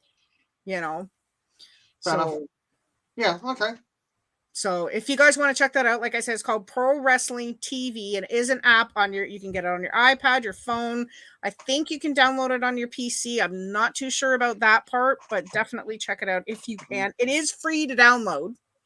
So I'll put that out there, but there is some pay-per-views you might have to pay for. So, but yeah. But I mean, NJF, if this is a story, they're playing it well, and they've done a tremendous job with it. But if this is actually real and he is thinking of quitting and going to WWE, which he has hinted at because Cody left. Well, yeah, this we'll have to see, but he's still got another 1.5 years, 2 years on his contract anyways. So it won't be happening for a while. Well, unless he, asks for his release. Unless Tony does fire him up for real. Yeah. So I guess we'll just have to keep in tune with that story and figure it out from there, right? Yeah, indeed. All right. Little bit of bad news. Hacksaw Jim Duggan, we saw him dealing with cancer. He had his treatment, and he told us in December that he was cancer-free. Posted a video online and everything else in 2021. However, he took to social media once more, saying that he has again been diagnosed with cancer. He's going to be going through second hormone shots, second set of them, and 8 weeks, 5 days a week of radiation treatment. He is asking everybody for all their prayers and thoughts and encouragement. He will be posting the process as much as he can for his appointments and his treatments. So people know what's going on. He will have to cancel quite a few of his meet and greet shows and stuff that he was supposed to be on. But like I said, we'll be posting things on Facebook and sometimes I think TikTok. He's on there as well. just pray for his family, and his wife was in the video that he posted about it and everything on Facebook. So, Hacksaw, you have been a tremendous inspiration for a lot of people, and we pray for you and your family. Yeah. And wish you all the best and get well soon. Well, I had the pleasure of meeting him one time, and genuinely nice guy. Genuinely nice guy. He is very genuine. What you see in the ring and how he behaved is how he is in person. He's just an amazing personality. Yeah. Best of luck to him. Yeah, I hope he gets sorted out. Yeah, we'll keep you guys up. Like I always say at the end of every show, we'll keep you updated as much as we can to let you know. Hopefully in 2 weeks, we'll be able to let you know if there's any changes. So, all right. Ric Flair is going to be competing in one last Hail Mary match on July 31st in Nashville, Tennessee at the gym with Jim Crockett Promotions. All right, okay. Now, I don't know who he's competing against, but this is his swan song. Like I said, his Hail Mary. I mean, we thought he was done, but apparently he's got one last one in him. I don't know who it's going to be against. They're talking Hulk Hogan or somebody else, like an old timers type of match. So I don't know, but I really think he's getting up there in age. He's had several health issues over the past couple of years. I don't know if this is really a good thing for him. I wonder whether AEW would let Sting face him. Maybe. Because that would be the logic, like a bit like they did when WCW finished. Yep. That was sort of like the last match, wasn't it? Yeah. So whether they do that and then it's like, and who better really? All right, I know Sting's not able to go like he was. He can still do a bit, but neither can Ric Flair. To be honest. No. So with his all these blooming surgery and all the rest of it he's had done over the years. Yeah.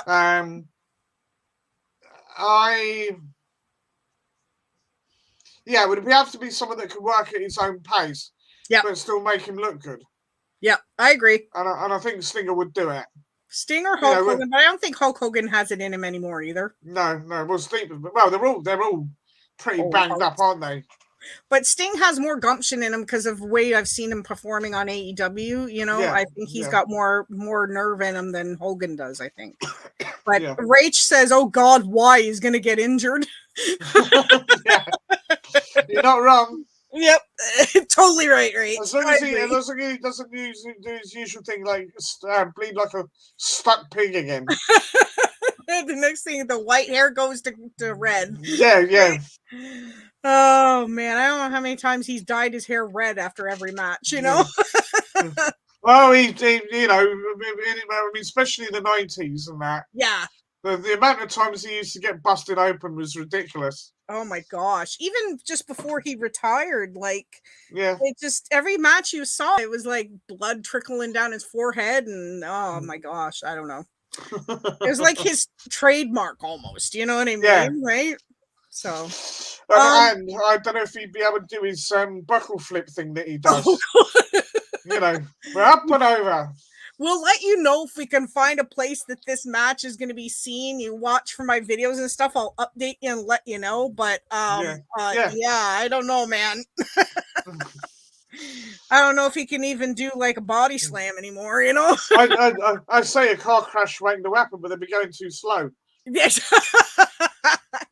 This is why I called it an old timers match, because when you get the old timers hockey league, you get them and they barely do anything. They're kind of around laughing at each other or whatever. This is what I feel like this match is heading for, we hope he does well and hope he has fun in his last match, but I hope to God this is his last match if he's really going through with this, because his health isn't good. So no, definitely not. No. All right. Also, Triple H is back to working full time, but now Stephanie will be taking time off, which I'm going to elaborate on that later, because I have another thing that we also need to talk about. But so Triple H is back. He's working behind the scenes and stuff. I hope things get better for him. Rach says that Ric Flair would be like two snails fighting. Unless he's Turbo. Give over. Yeah, exactly. Away with you. Yeah. All righty. Another one, the big story that we're going to talk about too, which has been in the news constantly all over social media, is Naomi and Sasha walking out on Raw, on Monday Night Raw, on WWE, and they have not returned since. Nope. So the locker room is not happy with this, and it now has to find a new opponent for Ronda Rousey as well, because they were talking about splitting them up and then having one of them face Ronda Rousey after they win titles from Raw or SmackDown. Now, the thing is, if this is all they were going to do is let them go a few weeks as tag team champions and then drop them and split them up again, I could understand them being upset about it. And Sasha has several times threatened to leave the company, begged for things to change, everything else. Well, she's been given a lot. Yeah. She had the same thing with Bayley when they first won the titles. When they first, they didn't hold them for very long when they first had them. So it's not like it's the first time it's happened to her. Exactly. And Rach even says, I don't blame them after if they aren't being respected. And this is the thing. WWE has brainwashed fans into thinking that singles stars are far more important than the tag team champs. They have buried many champs over the years and not pushed them seriously, such as tag teams being in handicap matches and single stars and losing with single stars and losing after, and being afterthoughts or in pre-show matches or even featured at all. But Sasha and Naomi didn't have this problem at all. May 16th, they walked out. They are suspended indefinitely. They are forced to vacate the tag team titles. They were going to separate the tag teams anyways. There will be a tournament for the new champs, but the thing is too is they pulled all their merch off WWE. But like I said, they're going to hold a tournament. Here's the questions I have that I need you to answer, and Rach, you too, and anybody else in the chat that wants to answer this. Can they get enough tag teams together for this tournament when it comes to the women? And who would you like to see as a tag team or as tag team champions? Right. Okay. Something to think about, eh? Yeah. Oh, well, I don't know if you know the current situation with the women's title. Yeah. It's Natalia is the number one contender. Yeah, I don't know if you knew that because they redid that 6-pack thing that they were going to do before Sasha and Naomi walked out. Yeah. So yeah, at the moment I don't know when it'll be, but Ronda versus Natalia at some point. Yeah. Right, and to be honest with you, I don't see Natalia winning that. I don't think they'll let her. I don't know why. No, they deserves it, but she does. But she always gets the rough end of the stick, as far as I'm concerned. Yep. Or maybe she doesn't want to. Maybe she's at a point in her career where she doesn't want the responsibility of being champ. I don't know. I mean, she's held enough titles, right? So yeah, I don't know. Anyway, regarding the women's tag team division, no, I don't think they have enough genuine teams. Right, tag team wrestling for women doesn't seem to be encouraged as much as men's, and you know how little Vince, I think, regards the men's tag team division. So, they are gonna, if they're gonna do it, they're gonna have to get. I don't know. I don't know whether there are any pre-established women tag teams in existence. I don't think there is. Really. They just kind of throw them together. Yeah, exactly. So whether there's somebody on the indie circuit that they're bringing in, which could be classed as a tag team. Yeah. See, this is where I could see where the tag team unification would have worked, but because the networks do not want that, they want their separate brands. USA wants their brand of Raw, and Fox wants their brand of SmackDown. I can see this. And the thing is, too, Rach also just said exactly what I was going to say. They can't find enough tag teams, which is also what you said. But she would like to see Crazy Nikki and Alexa be tag team champs. Or team. Yeah. Well, we did talk about previously about Liv and Alexa. Yeah. That's been discussed. and Liv I being can't remember. Lily. I can't remember if we said about it, but there's certainly, I heard something about maybe them two being a tag team. Yeah. Which would be interesting. Absolutely. But yeah, I would like to see Nikki Cross and Alexa back together. Me too. That would be pretty cool. Yeah. Right. But at the moment, with her, they're doing the whole thing with Dewdrop. Yeah. And if they're going to do it, Nikki would need to drop her ASH gimmick. Yeah. I think she should. Honestly, Yeah. I think she's had her go with it. Yeah, And I mean, it worked quite for a well. while. Yeah. Yeah, it did go quite well, but I think it's time to be gone with it. We want to see the mischievous little Nikki. You know, The the ones who's a little bit nuts. Yep. You know, yeah, I could see that working with you know, because Alexa, we still don't really know what's going on with her. Yeah. Yeah. Even Rach said there isn't even enough tag teams in NXT to put it together. Yeah, exactly. Yeah. You know, it's and the fact that they've got one women's tag division for the whole thing. Yeah. Isn't it? It's not like they've got one on Raw, one on SmackDown, you know, one on NXT. It just kind of flip-flops back and forth. Yeah, exactly. Yeah. So they really need, you know, I would like to see a couple of wrestlers who are a legit tag team and have been for several years on the independents being pushed through. I could see... Not sorry. No, go ahead. No, but you know, I mean, crikey, they could put. I'm trying to remember the name of the women now.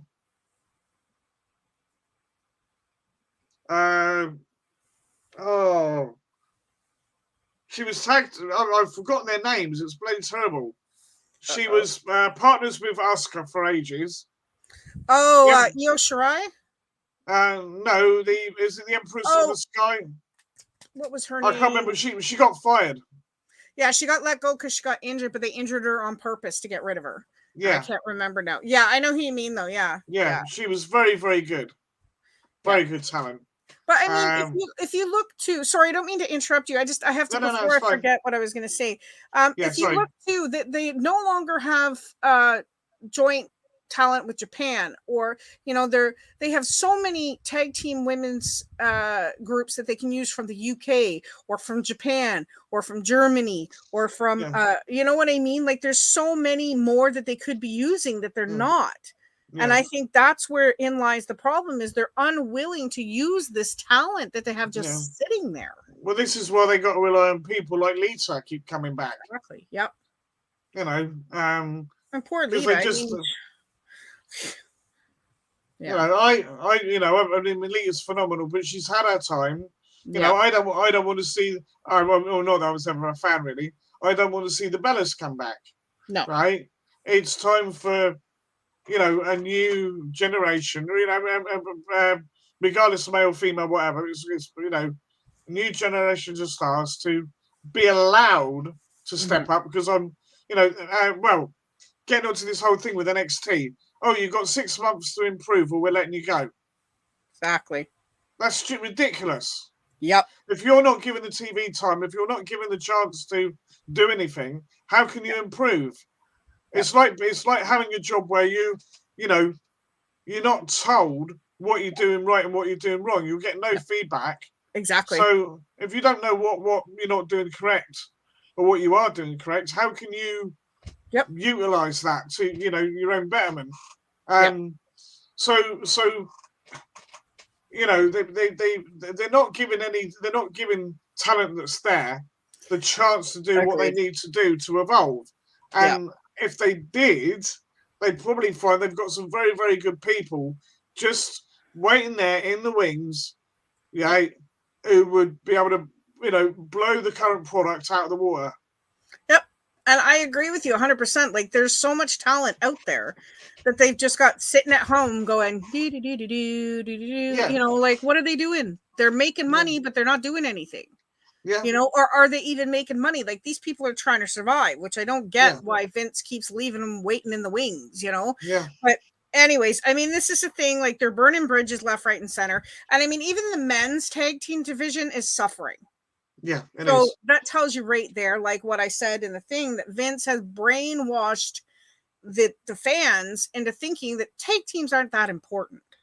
Yeah. It's the stars, the single stars that we want to see. No, we love seeing the Usos, and we love seeing the Hardys, and we love seeing people like Naomi and Sasha. They were great. Bailey and Sasha, women's tag teams, if they gave them more of, like you said, more of a storyline, bigger stretch to prove themselves. Yeah.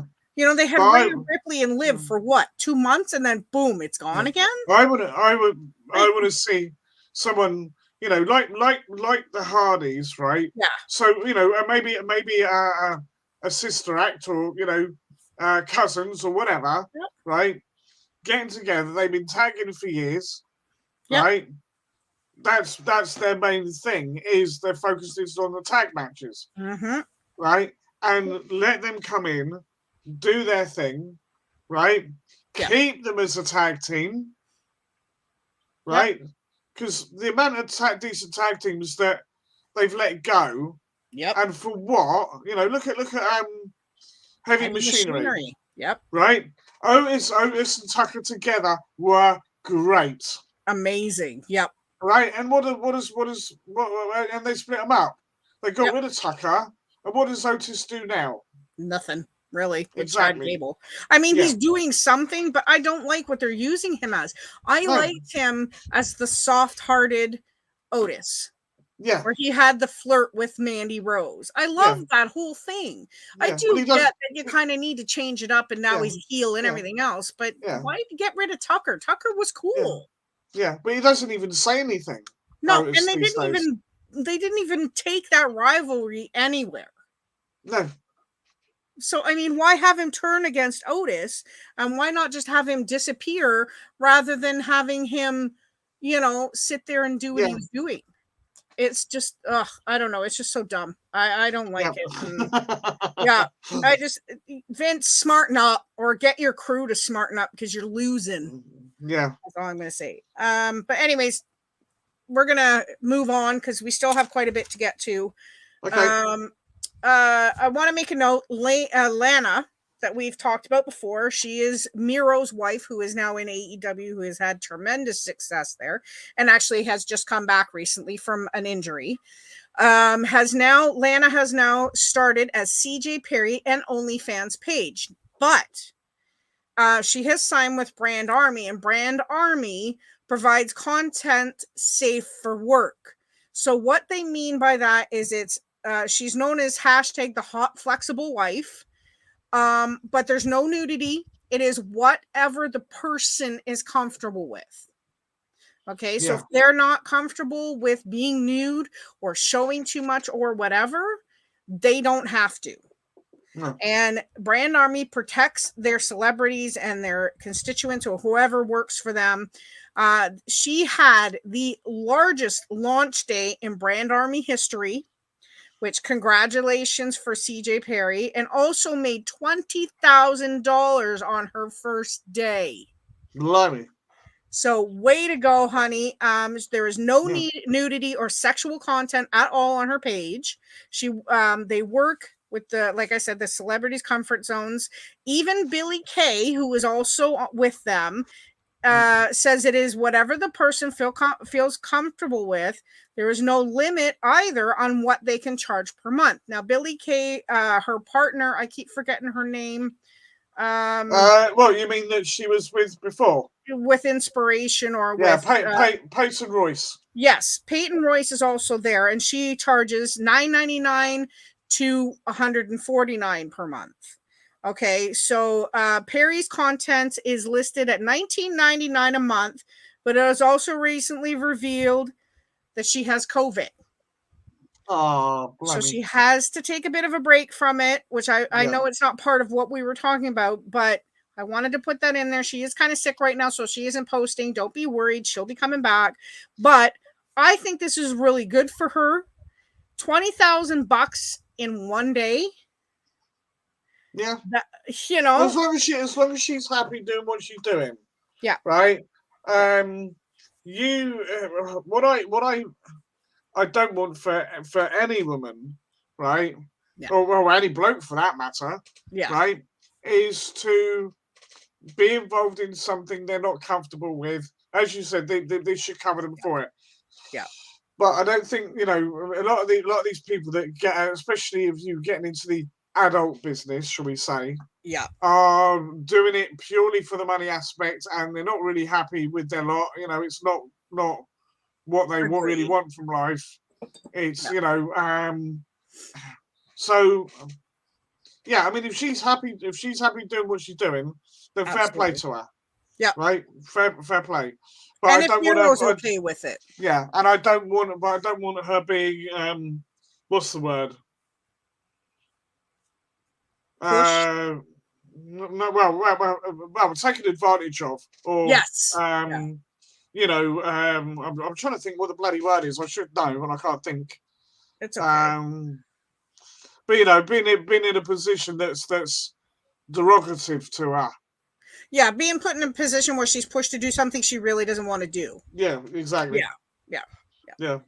Yeah, we don't want to see that. I mean, she's so awesome. She's such a big sweetheart. I follow her on Instagram and on Twitter and on TikTok, and she does a lot of videos for her traveling and stuff like that. Yeah. I'm sure that she posts stuff of her and Miro, and as long as both her and Miro are comfortable with what she's doing, I say more power to her. And yeah, I don't want her being roped into doing something or pressured into doing something that she does not feel comfortable with. Yeah. And that's what I like about Brand Army. They're very much in tune with, making sure that their celebrities especially are happy with what they're doing. Let's see. Look at the wrestlers that do Twitch. They're happy endangering with the they're happy endangering with the fans. I think what she means, like talking with the fans and everything else, engaging. Yes, sorry. Engaging. Yeah. Yeah, Probably got an autocorrect on her phone. That's right. And I mean, love you, Rach. But yeah, and I agree with that. They have to be happy with what they're doing and engaging with these fans. As long as the fans remember, like we talked about earlier with the stalker case, with what was her name? Lady Frost. Yeah, Lady Frost, like with her whole case. And of course, we know Sonia Deville went through a similar thing just a while ago as well. We have to remember these guys are still human. Yes, they're in the spotlight. Yes, they get paid in the big bucks to entertain us, but they are still human just like we are. They get bothered when they get stalked or harassed or anything else. So just remember how it would make you feel if you were in their position. Exactly. And we wouldn't want anybody to feel that way. And the fact that they're happy. I see Chugs. I follow Chugs, which is Adam Cole, on Twitch, and he's hilarious. On there playing video games. He's always giggling. People are always donating. He's very genuine. They're always donating to him. Doing whatever, making him laugh. Everything else. And this is the real people. You get to see them for who they really are. So I agree with Rach that getting engaged with them and everything else and talking to them and everything else, that is definite bonus for these people. The only thing I would say with Lana is I hope that she does make the odd appearance, should we say, with Miro. Yes. It'd be nice to see them back together again, because last time anybody saw them on TV together was the whole crappy Bobby Lashley storyline. Yep. And Rach also said she subs to Allie, aka Bunny, on YouTube, and she's down to earth. And also, in case you didn't know, Ronda Rousey plays games on Facebook Gaming. Oh, right, cool. If you want to find her, you can watch her do gaming on Facebook. And as far as I know, that's the only media she's on when it comes to gaming. So yeah. But this is the thing; they get to interact with their fans. You get to meet the real people. I even follow AJ Styles as well. He's on Twitch. You've got Miro's on YouTube. Cesaro's on Twitch and stuff. Cesaro's hilarious. He's known as the coffee junkie type person, so because he loves his coffee. So, But Lana, I hope you make tons of money. I hope that this is a great thing for you. But don't ever do anything you're not comfortable with. No, exactly. Don't feel pressured because we love you just the way you are. All right. Also, this is something else I know Jason wanted to talk about as well, is Randy Orton. Yeah. He has recently sustained an injury. It could be potentially career ending. Oh, and you follow, Johnny Gargano and even Evil Uno on Twitch. Yep, they're pretty cool. Johnny Gargano's funny. He has Candace on there with some. Good, yeah. And the baby. He's so cute. And Steve follows them as well. Anyways, so yes, the sad news is it could be potentially career ending. He has not been seen in quite a while. But he's been having some seriously troubling back issues over the last couple of years. Orton was even having a hard time standing up before the unification match against the Usos, which if you watched Raw or whatever, Matt Riddle came out and did talk about it and how upset he was about not having Orton with him. He said he suffered from back and shoulder issues in the past. Orton's future as a competitor is unknown. A lot sooner. His retirement is coming a lot sooner than he thought it would. But he has been talking about retirement for quite some time. I am really sad to see him go because I've always been a huge fan and admirer of Randy Orton. Just as he started as a young boy with his dad and coming up to being the man he is today, he's been a tremendous competitor, an amazing person, even though he's gone through some rough, mentally challenging times, as well as drug addiction and alcohol addiction himself. He's come through on top, and he's really kind of handed the torch to Matt Riddle and taught Matt Riddle a lot. And Matt Riddle has said that several times. He really attributes a lot of what he knows and what he's learned to Randy Orton. I think, well, a bit like what I was saying with Brock. I think Randy he's matured a lot, and I think he's better for it. You know, he's his work of recent years, I've been enjoying a lot more. Yeah. Right. In fact, I'd say he's probably been the best he's ever been. Yeah. And that's saying a lot. Yeah, I think you see him on ringside. Sorry, I just have to say this, but watching him the one day that he was standing ringside supporting Matt Riddle and going, yes, look at that. Yeah, look at that. And the biggest smile, he was enjoying himself finally. Yeah. And it was really great to see. Yeah. Yeah. The only thing I've heard regarding it is that his injuries aren't as bad as what people are making out. Okay. And basically he's just taking time off for him. Right. So, and he's done that before. He's taken time off, taken a few months off, gone and, just relaxed, unwind. And I think all wrestlers need to do that. To be on the road, I don't know how many shows they do, house shows, all the rest of it. Right. But you've got, if you're back like it used to be, you've got the two main shows every week. You're probably doing 1-2 house shows, right? Plus all the traveling. All that, right? Backwards and forwards. Not even really having a chance to get over jet lag if they're doing time zones. Yep, all the time they spend in the gym. Yep, exactly. Just now and again, I think it's like anything because they, it's not like any other. All right, I know it's not a sport in the true sense of the word, right? But they're still doing very athletic things, right? And it's not like they have an off season. It's not like UFC or boxing where you have one fight every 6 months or whatever it happens to be. Yeah, exactly.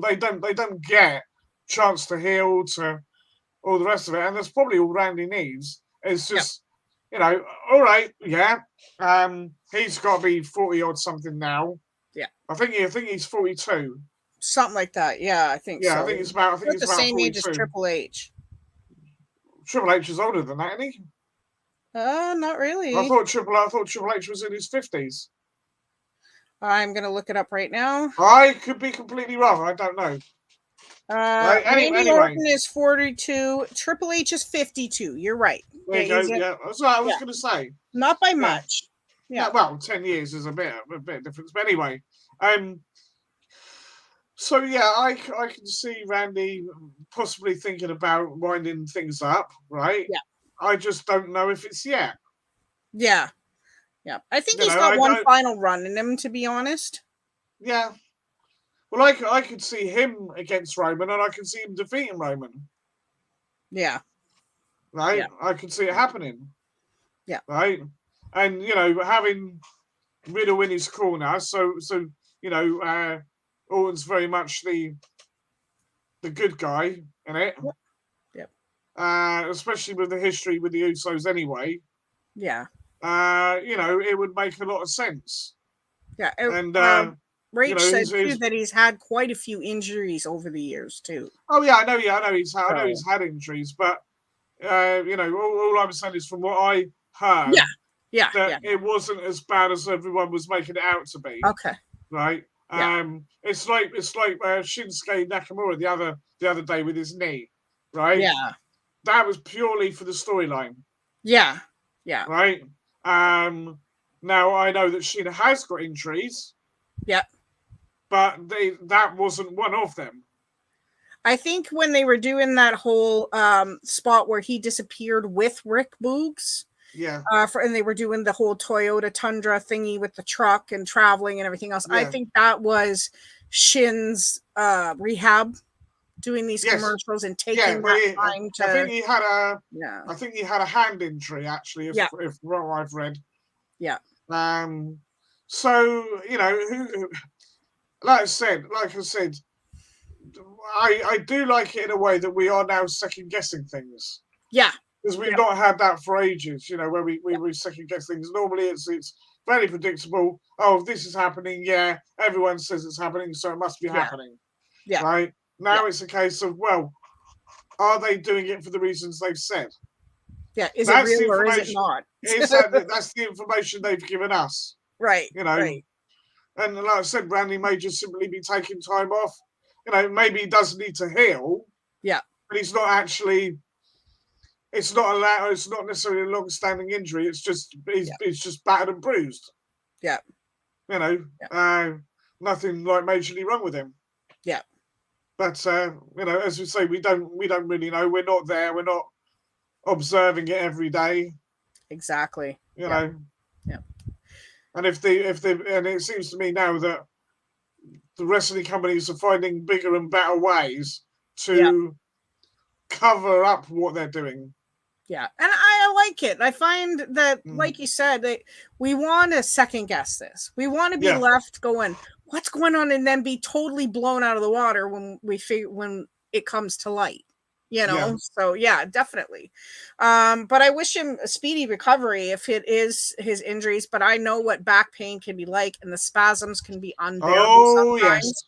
Yeah, and as I'm sure you know as well. So the way that Matt Riddle kind of explained it, it sounded really bad. The way he could barely stand.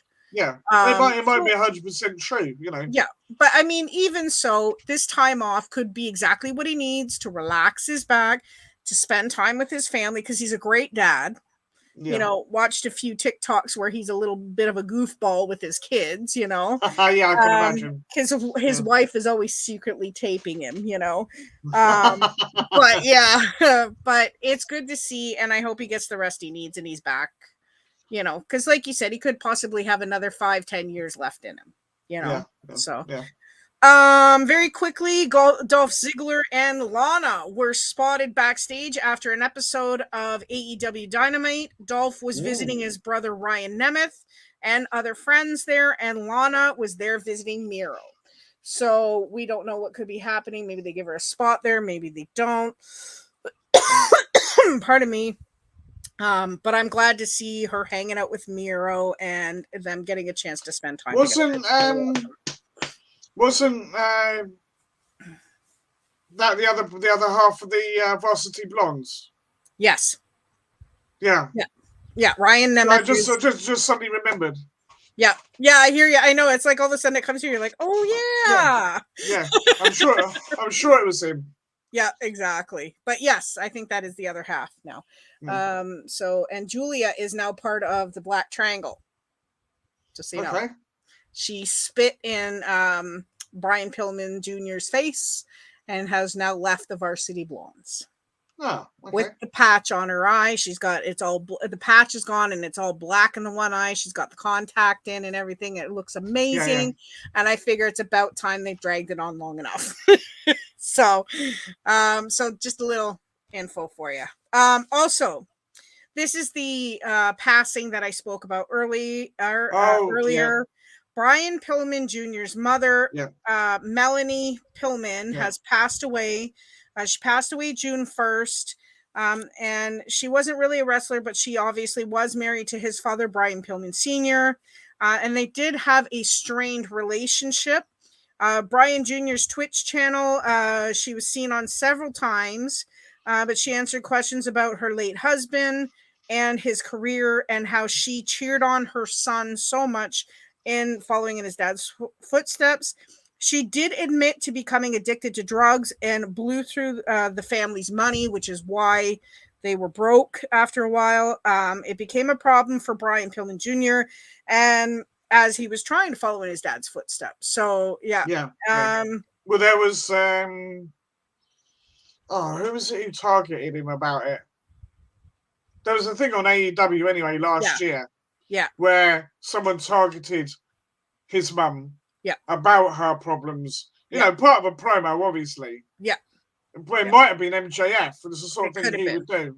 Yeah, it could have been. He would do. But I honestly can't remember now. Yeah. But she did admit all to it. They were working on their relationship when they passed away. He said her death was unexpected but not surprising. Her life over the past 25 years had finally caught up with her. Yeah. That's a shame. Yeah, it is a shame. Brian Pillman Jr. and your family, we wish you all the best. Our condolences, our many thoughts and prayers to your family and friends as they deal with this. Because I just found out today about it. So yeah.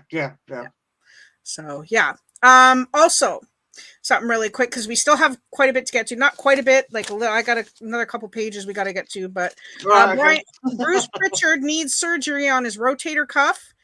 He has a torn rotator cuff. The plan is to fix it this coming Wednesday with 6 months of rehab. He has had colitis, changed his diet, started working out, started feeling healthy and feeling good and getting stronger. Yeah. So that's a good sign. But it's this Wednesday. He's going to go and have have it fixed by surgery or whatever they plan to do. So I wonder what he was doing because he doesn't wrestle anymore. No, I think it was due to his working out because he's been working out. Right. Okay. Fair enough. Yeah. Because he hasn't in so long and everything else. He's trying to get healthy now. And I think he pulled it while he was working out. So. Vince McMahon is writing an autobiography. He's talking about how he built the WWE and everyone has been trying to keep it a secret, but it's out. So we are anticipating. I actually am quite interested to hear exactly in Vince's words how things went down and how he lived his life and how his career, how all that got going. The thing I heard was that he was looking for a publisher. Yep. I don't know whether he's got one yet or not. Because it's funny because we had for years they had WWE books. I don't know who that was through. Yeah. But you would have thought they would have gone the same route, but then they haven't published anything for a long, long time. Yeah. But I heard one was going to be a sort of semi-autobiography, although ghostwriter. And I also heard that there was going to be a biography which may be more dishing the dirt than what Vince's own one might be. Yeah. So, again, whether that is true, I don't know. That's it. Rachel said that Ryan Nemeth is the wingman with Peter Avalon. Oh, is that, He's in the wingman, Who am I thinking of then with... I can't remember the other person. No. I thought it was him too, but yeah, you're right, Rach. Sorry. Yeah, no, she is, yeah. No, I've got people muddled up. If you guys don't know Rach, please go check out her channel. It is by name as what she's called in the chat. Rach has an awesome channel, but she is our encyclopedia of wrestling. She has more facts than you could shake a stick at, and we always go to her when we need confirmation. So go check out her channel. She does a lot of Funko Pops and other stuff. So yeah, please, she's amazing. She's a great friend as well. She will be on stream when we come to SummerSlam. Yes. Hopefully you will. Anyway, Rach. Yep. She's the Griff Garrison. That's the other one from Varsity Blues. Oh yes, I remember now. Yeah. Thank you, Rach. Thank you. Yeah, I completely forgotten about him. Just look at the chat. Rach, you're the best. And Brian is the tag team partner. Yeah. Yep. Thank you. You're the best. Okay, so next thing too, Stephanie McMahon may never return to the WWE. That's what we've heard. Yeah, WWE was accused of planting negative stories about her. WWE has also started the public burial of Stephanie. The company has knocked her job performance and just only a few weeks after she took a leave of absence, which she did after Triple H came back to the company. She took a leave of absence because she needed it, because she was taking on all of Triple H's jobs as much as she could. They tried to say Vince fired her, but she definitely wanted out. So the thing is, what really annoys me is that she she wants to leave and do something else, concentrate on something else, whatever it happens to be. Yeah. I think that's her prerogative, right? Yeah. But to bury her, and I mean, this is Vince's own bloody daughter, for goodness sake. It's not like it's just another wrestling talent. She had a big stake in The Undertaker, in the whole storyline between her and Vince and The Undertaker. She had a big part of that. And to take her out of that, that's wrong. Yeah. For what they put her through, because even she said, and I can't remember what channel it's on. I wish Steve was here because we watched it, and it was about the evil in WWE. It's called Evil. I think it's like a whole separate thing, but they talked about the Brothers of Destruction and several other things as well. But that part of Stephanie, you can't take that part out of wrestling. She was the princess of WWE, the bitch of WWE. She was part of the Attitude Era. She was part of, what did they call it? The Authority. Well, the Women's Revolution. The Women's Revolution, exactly. She does countless charity things. She's had countless events for charities. She's, like you said, she's had a huge impact on women being as noticed as they are in wrestling, as well as the women who were wrestling. She's wrestled. She's married also to Triple H, who, you know what, Daddy wasn't really sure would make a great husband for his daughter, but has proved he's been an amazing person. You know, she's done a lot, and to just write her off, how could you do that? I know, it's just wrong. I don't know. Yeah, I don't know. That it just, Stephanie, we miss you. We love you. As many times as people complain about you and your character and what you do, we know it's just a character. We know that's not you, and she's an amazing, heartfelt person. I would love to meet her one day and actually sit down with her and have a conversation of what it's been like as Vince's daughter. Yeah. You know? And Shane's sister. You know what I mean? Oh, you never know. You never know, that might come out. It might. I hope. If they keep, go ahead. I was gonna say, if they keep pushing her buttons as they've been doing, she might turn around and say, you know what? I was thinking of doing this anyway. Yep. If they're gonna be like that to me, then sod the lot of them. I'm going to tell them things how it is. She should write her own autobiography. Yeah, exactly right. Yep. I'd read it. Yep, I would. Definitely. I would love to hear all of it. Yeah. But I mean, I know it couldn't have been easy, as business driven as Vince McMahon is and how strict he was. I can't imagine what it was like growing up as his child, especially his daughter. So I would love to hear from Stephanie's point of view, open mouth and honest about how that would have been. Yeah. But anyways, we must move on because I don't want to keep Jason too late. We've already been going for 2.5 hours. So I know, right? He's going to die on me. It's Saturday night. That's right. So Paige announced that she is leaving the WWE finally. July 7th will be the last day that she is going to be with the company. She was quoted as saying, "I am so thankful and I appreciate the opportunities the company has given me. I was an 18-year-old British pale emo girl and they gave me a chance and made me feel like a superstar. I am thankful that they kept me around as long as they did." So we wish you all the best, Paige, in your future endeavors, as WWE always says. She was very much a part of the women's era and making WWE women popular in wrestling. Yeah. And emo or not, she's a beautiful woman. Yeah. So we wish you all the best. All right. Also, in case you didn't know, another woman appeared on AEW, and we've been begging for this woman. Steve and I have, especially Steve. Athena, otherwise known as Ember Moon, is finally in AEW. Yes. She was ready to sign the minute she heard and saw Jade Cargill, but also loves all the love and passion that goes into each match and how the company runs things. I was so happy to see her. She is gunning for Jade Cargill, though, but her Mortal Kombat stuff, the way she presents herself, how powerful she is, and everything else. Athena was really impressed with that. How do you feel about it? I know you're really happy about it. Yeah, no, definitely. I was, she was one of these stars that she get pushed a little bit. A bit like what they do with Liv Morgan at the moment. Yeah. They do a little bit. They promote her for a little bit. Then she gets shoved to the back. We haven't got anyone for this match, so we'll put them in, and then she busts her ass to do something good. Yeah. Right, and they promote her a bit more, and it's it's backwards forwards. And I never thought that Ember Moon in NXT was fantastic. Yes, she was really good.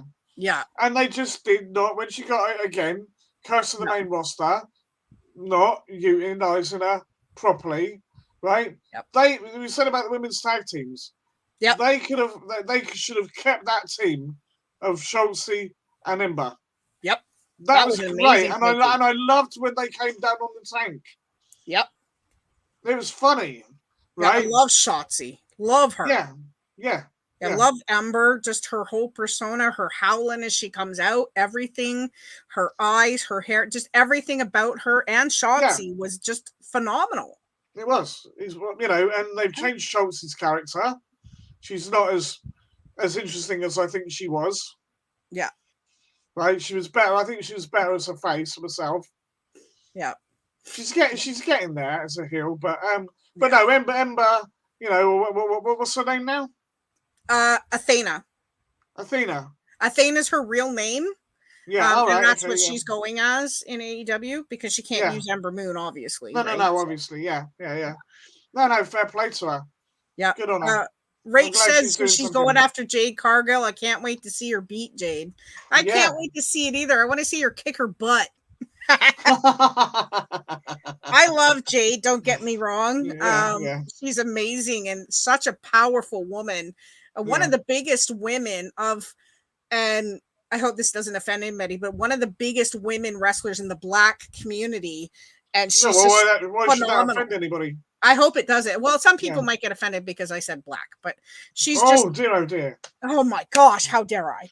But she is a phenomenal female Black woman, and she's powerful. She's great storyteller. She's a great actress when it comes to the storylines, and she's got great talent. And seeing her hug her little daughter after the matches sometimes has been so cool. Just knowing that human side of her too, right? Yeah, exactly. I still want to see Athena kick her butt. So, but very quickly, I don't know if you heard about CM Punk. He did injure himself. He got a broken foot. CM Punk, he went for surgery and it was a success. But he's during the last match he wrestled, he suffered a broken foot injury. I think it was at Double or Nothing that he suffered that. But they're hoping that he'll be back in time to defend his title.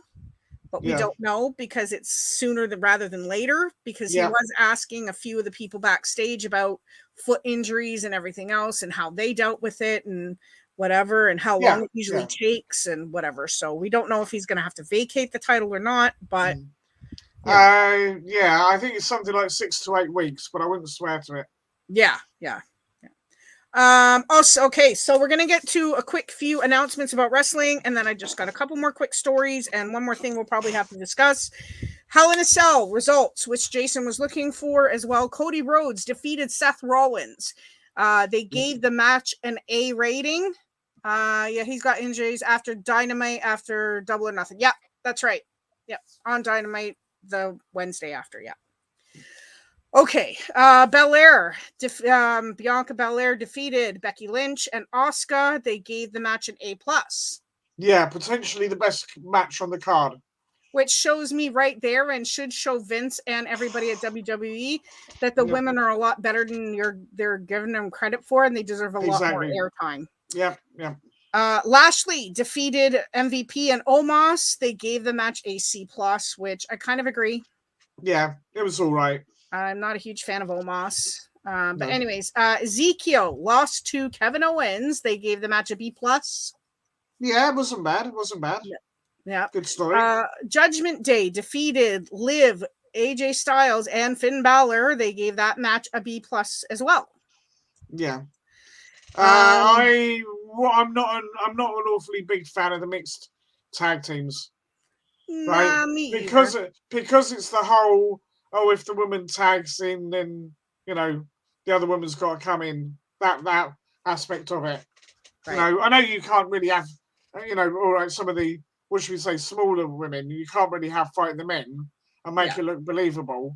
But if you had, say, I don't know, Tamina in there, right, Rhea Ripley, someone like that, which you had Rhea Ripley in there. Yeah, I'd have liked to have, kicked the legs out from AJ Styles or something like that, just because she could do it. Actually, she did. She took them out. She actually interfered in the match and made it like she was part of the match. But what I'm saying is she went and interfered with the winning of the outcome, because she's part of the Judgment Day. So the actual wrestling. Yeah, exactly. Rach, thank you so much. She said that he did vacate the title. So Punk is out for a while. And they said that that's why they're doing an interim championship tournament. So thank you. The match will be decided at the Forbidden Door. Okay. That's why they had that. That's right. Hopefully he'll win it back in the future. But thank you, Rach. Like I said, our helpful Rach. So what else did we have? Corbin lost to Madcap. They gave that match a B. I think I can see a lot of potential in Madcap. Yeah. More so than a County Corbin. Exactly. Yeah. Yeah. And the last match was Austin Theory defeated Mustafa Ali, and they gave that match a B+. Yeah. Which I'm glad they're giving Mustafa Ali more airtime. Yep, definitely. And I'm glad that they've worked something out with him, because he needs it. He deserves it. He's an amazing talent. And he deserves to be going up against the likes of Austin Theory. Yeah, definitely. Yeah. So, okay. So next pay-per-view will be Money in the Bank, which will be July 2nd. Yep. And the next pay-per-view after that will be July 30th, which will be SummerSlam. So that'll be the Sunday. So look forward to us doing our podcast this next month, the Friday before, usually, or the Saturday before, probably the Saturday before. And we will be giving our predictions and opinions of the coming matches for SummerSlam in the weeks to come. AEW, I know, Rach, you said the 27th, but when I looked it up today, it said that the AEW Forbidden Door is June 26th. So either one of us are probably right. I don't know. I just got what I got off the internet. The interim AEW World Championship match is going to be Jon Moxley versus Hiroshi Tanahashi, which I think is very handsome, and Haruki Goto. Yeah. So those are the two. Now they're going to have a match in New Japan Pro Wrestling. It has not happened yet, but whoever wins that match will be going up against Jon Moxley at Forbidden Door. Also, AEW All Atlantic Championship match will be Pac versus Malachi Black, or Penta Oscuro versus Miro, or Ethan Page versus a to be determined wrestler. Yeah. So we don't know which match is going to be taking place. I guess they're having that in the weeks to come as well. Yeah. So that'll be at the end of June. Now, very quickly, I'll tell you, Edge has been removed from the group called Judgment Day. Sorry. Yeah, this is what I was elaborating on. Yeah, but he also has said to have received a non-displaced orbital floor fracture. Now, if you don't know what an orbital floor fracture is, something to do with your eyes, which means the orbital floor, which means the base under your eyeball has been fractured. So he's had to been removed like that. But we were also told that he was taking the group. They are taking the group in a supernatural direction, and he was not happy with that. He did not want that, so he was removed. So Edge, heal fast. I just hope they give a decent explanation for it. Exactly. And Rach said that June 12th, which is tomorrow, at Domination, the match between what we were saying was Hiroshi and Haruki will be taking place June 12th at Domination, which is, like I said. This is the New Japan one, is it? Yeah, to determine who will be going up against Jon Moxley. All right, got you. Yeah, okay, all right. Fair enough. Yeah. Okay. I'll just do these quickly. If you want to make a comment, make a comment. And I have two really good things. I think Rach mentioned it earlier in the chat, but I am going to mention it at the end, Rach. So shh. Because she knows and I know, but I don't think Jace knows yet. Okay, first, WWE is planning on reintroducing Viking Raiders to SmackDown brand. Oh, okay. Yeah, cool. Yeah, Eric indicated that he may be suffering from an injury due to the axe throwing that they've been doing and getting ready for their new launch. They've not been seen since May 17th on NXT 2.0. No word when they'll be returning, but I also want to put something in. I did hear that to the contract of NXT, there has to be one main roster superstar attending NXT 2.0 at all times. So that's why we've been seeing Dolph Ziggler and Natalya and everybody else and the Viking Raiders coming in every once in a while to be a part of it. So I don't know why. Who made that rule? I have no idea whether it was Vince or Nick Khan or whoever, but that was the rule that was stated on the news. So that is why we've been seeing them. Right, okay. So that's, I guess, a new stipulation that there has to be one main roster person there at all times. I don't know why. It's stupid. Well, probably because, as I say, what they're doing with the main roster and keep messing them around all the time. Yeah. Not giving talent enough time to develop. That's it.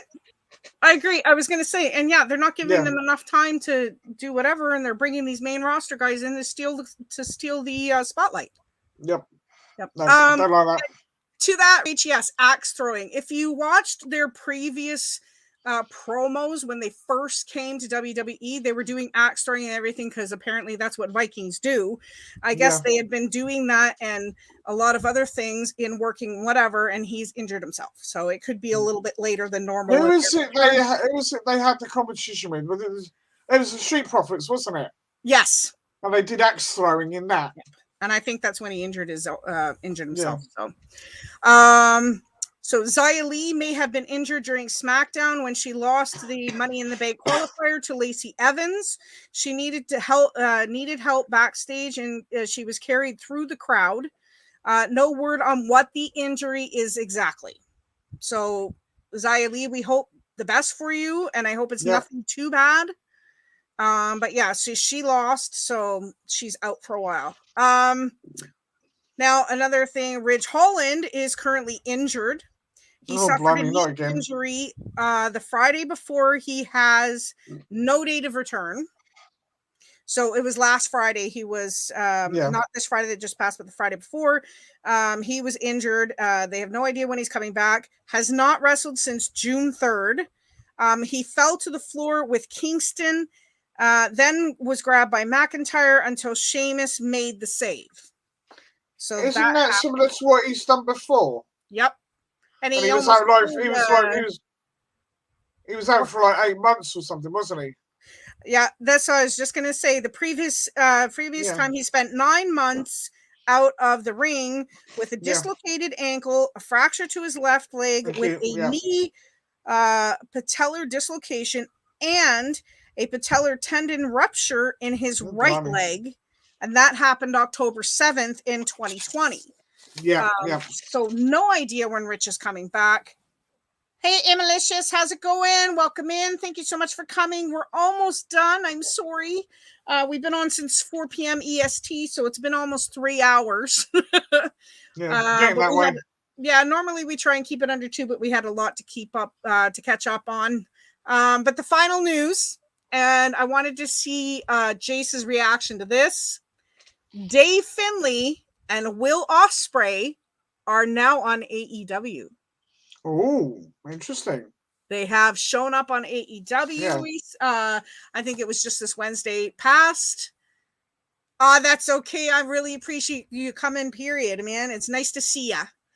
But yeah, so they are in AEW, so I can't wait to see what AEW does with them. They appeared in AEW once before, didn't they? Because didn't they get the tag titles of FTR, the New Japan titles of FTR? I think, or FTR won them off of them. I can't remember which way around it was. Like that. It was a long time ago, but it's they're back. Yeah, cool. So I'd like to see the original, Dave Finlay Jr. turn up. Actually, that would be nice. Yeah, but I know he's still doing his security bit or whatever it is on WWE, isn't he? Yeah. Rach says still don't like Will. He's all right. He's talented enough. Perhaps he's got some. He's a cocky twat. That's all I can say. Does that make sense? Yeah. But maybe he's supposed to be like that. True. Right. Look at old oh crikey, Kip Saban. Yeah, that's true. Yeah. So Yeah. And then he ends up getting properly injured, and he's out for ages. Yeah. So Oh, maybe Rach knows something we don't. Yeah. Yeah, but I never really liked him that much. He's always been, like I said, he's been overly cocky to me, But yeah. So, anyways, that is it. That's all the news we have. Is there anything else that you would like to add, Jace? I can't think of anything. I think you covered everything pretty much that was there to cover. Awesome. Yeah, brilliant that you covered all that. There was things I was going to bring up, but you covered those as well. So fair play to you. You've done an excellent job as always. I do my research. I have to, and I write it all down, guys. I don't commit it to memory. I write it down because I won't be able to commit it to memory. So I'm old, I forget. And live, I just want to say happy birthday to my son Austin, who turned 18 on June 5th. He is officially able to vote. Yay! He can't drink yet though. Nope, he got one more year for that. So so it's 19 in Canada, is it? It is. What is it? 21 over there? It's 18 here. Oh. 21 in the States, I believe. Yes, 21 in the States, and in certain areas it's younger than, I think there's 16 in some areas, but blimey. Yeah, but he if I'm not going to tell him he's allowed to drink in the UK because then he'll want to come see you. But today my youngest, Carter Julian, is 14. So happy birthday, Carter. I love you, my boy. I love them both. They're both in June. Yeah, I know, crazy month. And my mom turned 79 this month, so happy birthday, belated Mom. You've had an expensive month so far. I have had. Well, on top of that, June 2nd, my neighbor's little nephew, he turned 10, and his twin son and daughter just turned 17 on the 7th. Oh, blimey. So, yay me! Just take all my money. Take it now. Just here's my bank card. Go have fun. Yeah, exactly. But anyways, yeah, I think we're gonna take Austin somewhere special. I'm gonna be taking him for dinner next weekend, and I'm gonna be taking Carter out just one-on-one. We're gonna go out and spend some money. We know Austin likes his dinners. Yes, he does, and we're going to be going to the Mandarin. Now, I don't know if you have it out there, but it's like Asian buffet. It's all you can eat. We've got something probably very, very similar. Probably not the same people. It's called the Mandarin. I can't even say it. Mandarin Chef in Romsey, and it's a family-run business. It's probably the same here. Yeah, it's just a different It's just a big buffet of everything you could ever want. Yeah. It's very, very good. You have to take some pictures next time you go, and we'll see if it's about the same as well, I've not been there for quite some time. I don't think it's the same chap that's running it anymore. No, because it's quite an old gent. Yeah, and I think he's retired now. Yeah. Okay. But, Jerry boy, welcome in. We're just ending. I thank you so much for coming in. I hope you're doing well. And thank you, Amalicious, for the happy birthday to my boys. I will let them know. Yeah. But yeah, if you do get back there, like I said, get on it. No, I'm kidding. Yeah. I know idea when it's going to be, because the guy that I used to go with, he's now living in your country, so. Oh, that's right. And you're coming to visit him. So yeah. I'm sorry I can't get to visit you directly at the moment, but there's so much trying to get on and all the rest of it. And I thought it could be a little bit overwhelming if I try and fit it all in. Yeah. And also, my mate wants me for a very, very belated 50th birthday. Yeah. It will be 2 years after. Yeah. Right? He wanted to do something with me. So he said about going to Calgary for a couple of days. Oh, good. Okay. So I got all that to pay out for as well. Well, there you go, right? It's yeah, exactly. Jason's gonna get spoiled for a couple of weeks. Yep. Exactly. Yeah, old man. No, I'm kidding. Yeah, and then I'll have birthday videos for the next 6 months. That's it. Well, I'm going to be 50 next month, so I feel your pain. Oh, yes. And thank you, Rach. I will let them know that you wish them that. Thank you. But I just want to say thank you, everybody who came in tonight. We do appreciate each and every one that watches, even if you watch on the replay. Thank you so much for all your support that you give us. And if you ever want to come and join us, once we get to know you a little bit enough, you come in, you can be a co-host on the podcast with us. Hopefully in the next couple of weeks, my buddy Zstev will be joining us, or Steve as we call him. He'll be joining us for a podcast because he's usually here. Rach, thank you for all the info that you always help correct us and provide, because without you, we'd be lost with half of the facts. But also look forward to in the next couple of weeks. We'll be talking about the next upcoming pay-per-view, SummerSlam, which will be the end of this month, right? Yeah. So we'll be talking about that and giving our predictions probably the Saturday before the pay-per-view. So we hope to see you guys there, and you will get to see Rach live as well, because she'll be joining us as well. So thank you, everyone. And again, thank you, Jace, as always, for being an awesome co-host. Yep. Good way to spend a Saturday night. Absolutely. Even though that doesn't involve getting bladdered. Yeah, that's right. And I didn't throw the towel in. So anyways, cheers for that. We will see you guys in a couple of weeks, and I should be starting to put out new videos this week, and it kind of explaining where I've been the past few weeks. So anyways, guys, have a wonderful night, and we'll see you again live in a couple weeks. God bless. Cheers. Bye. If I can end it quick.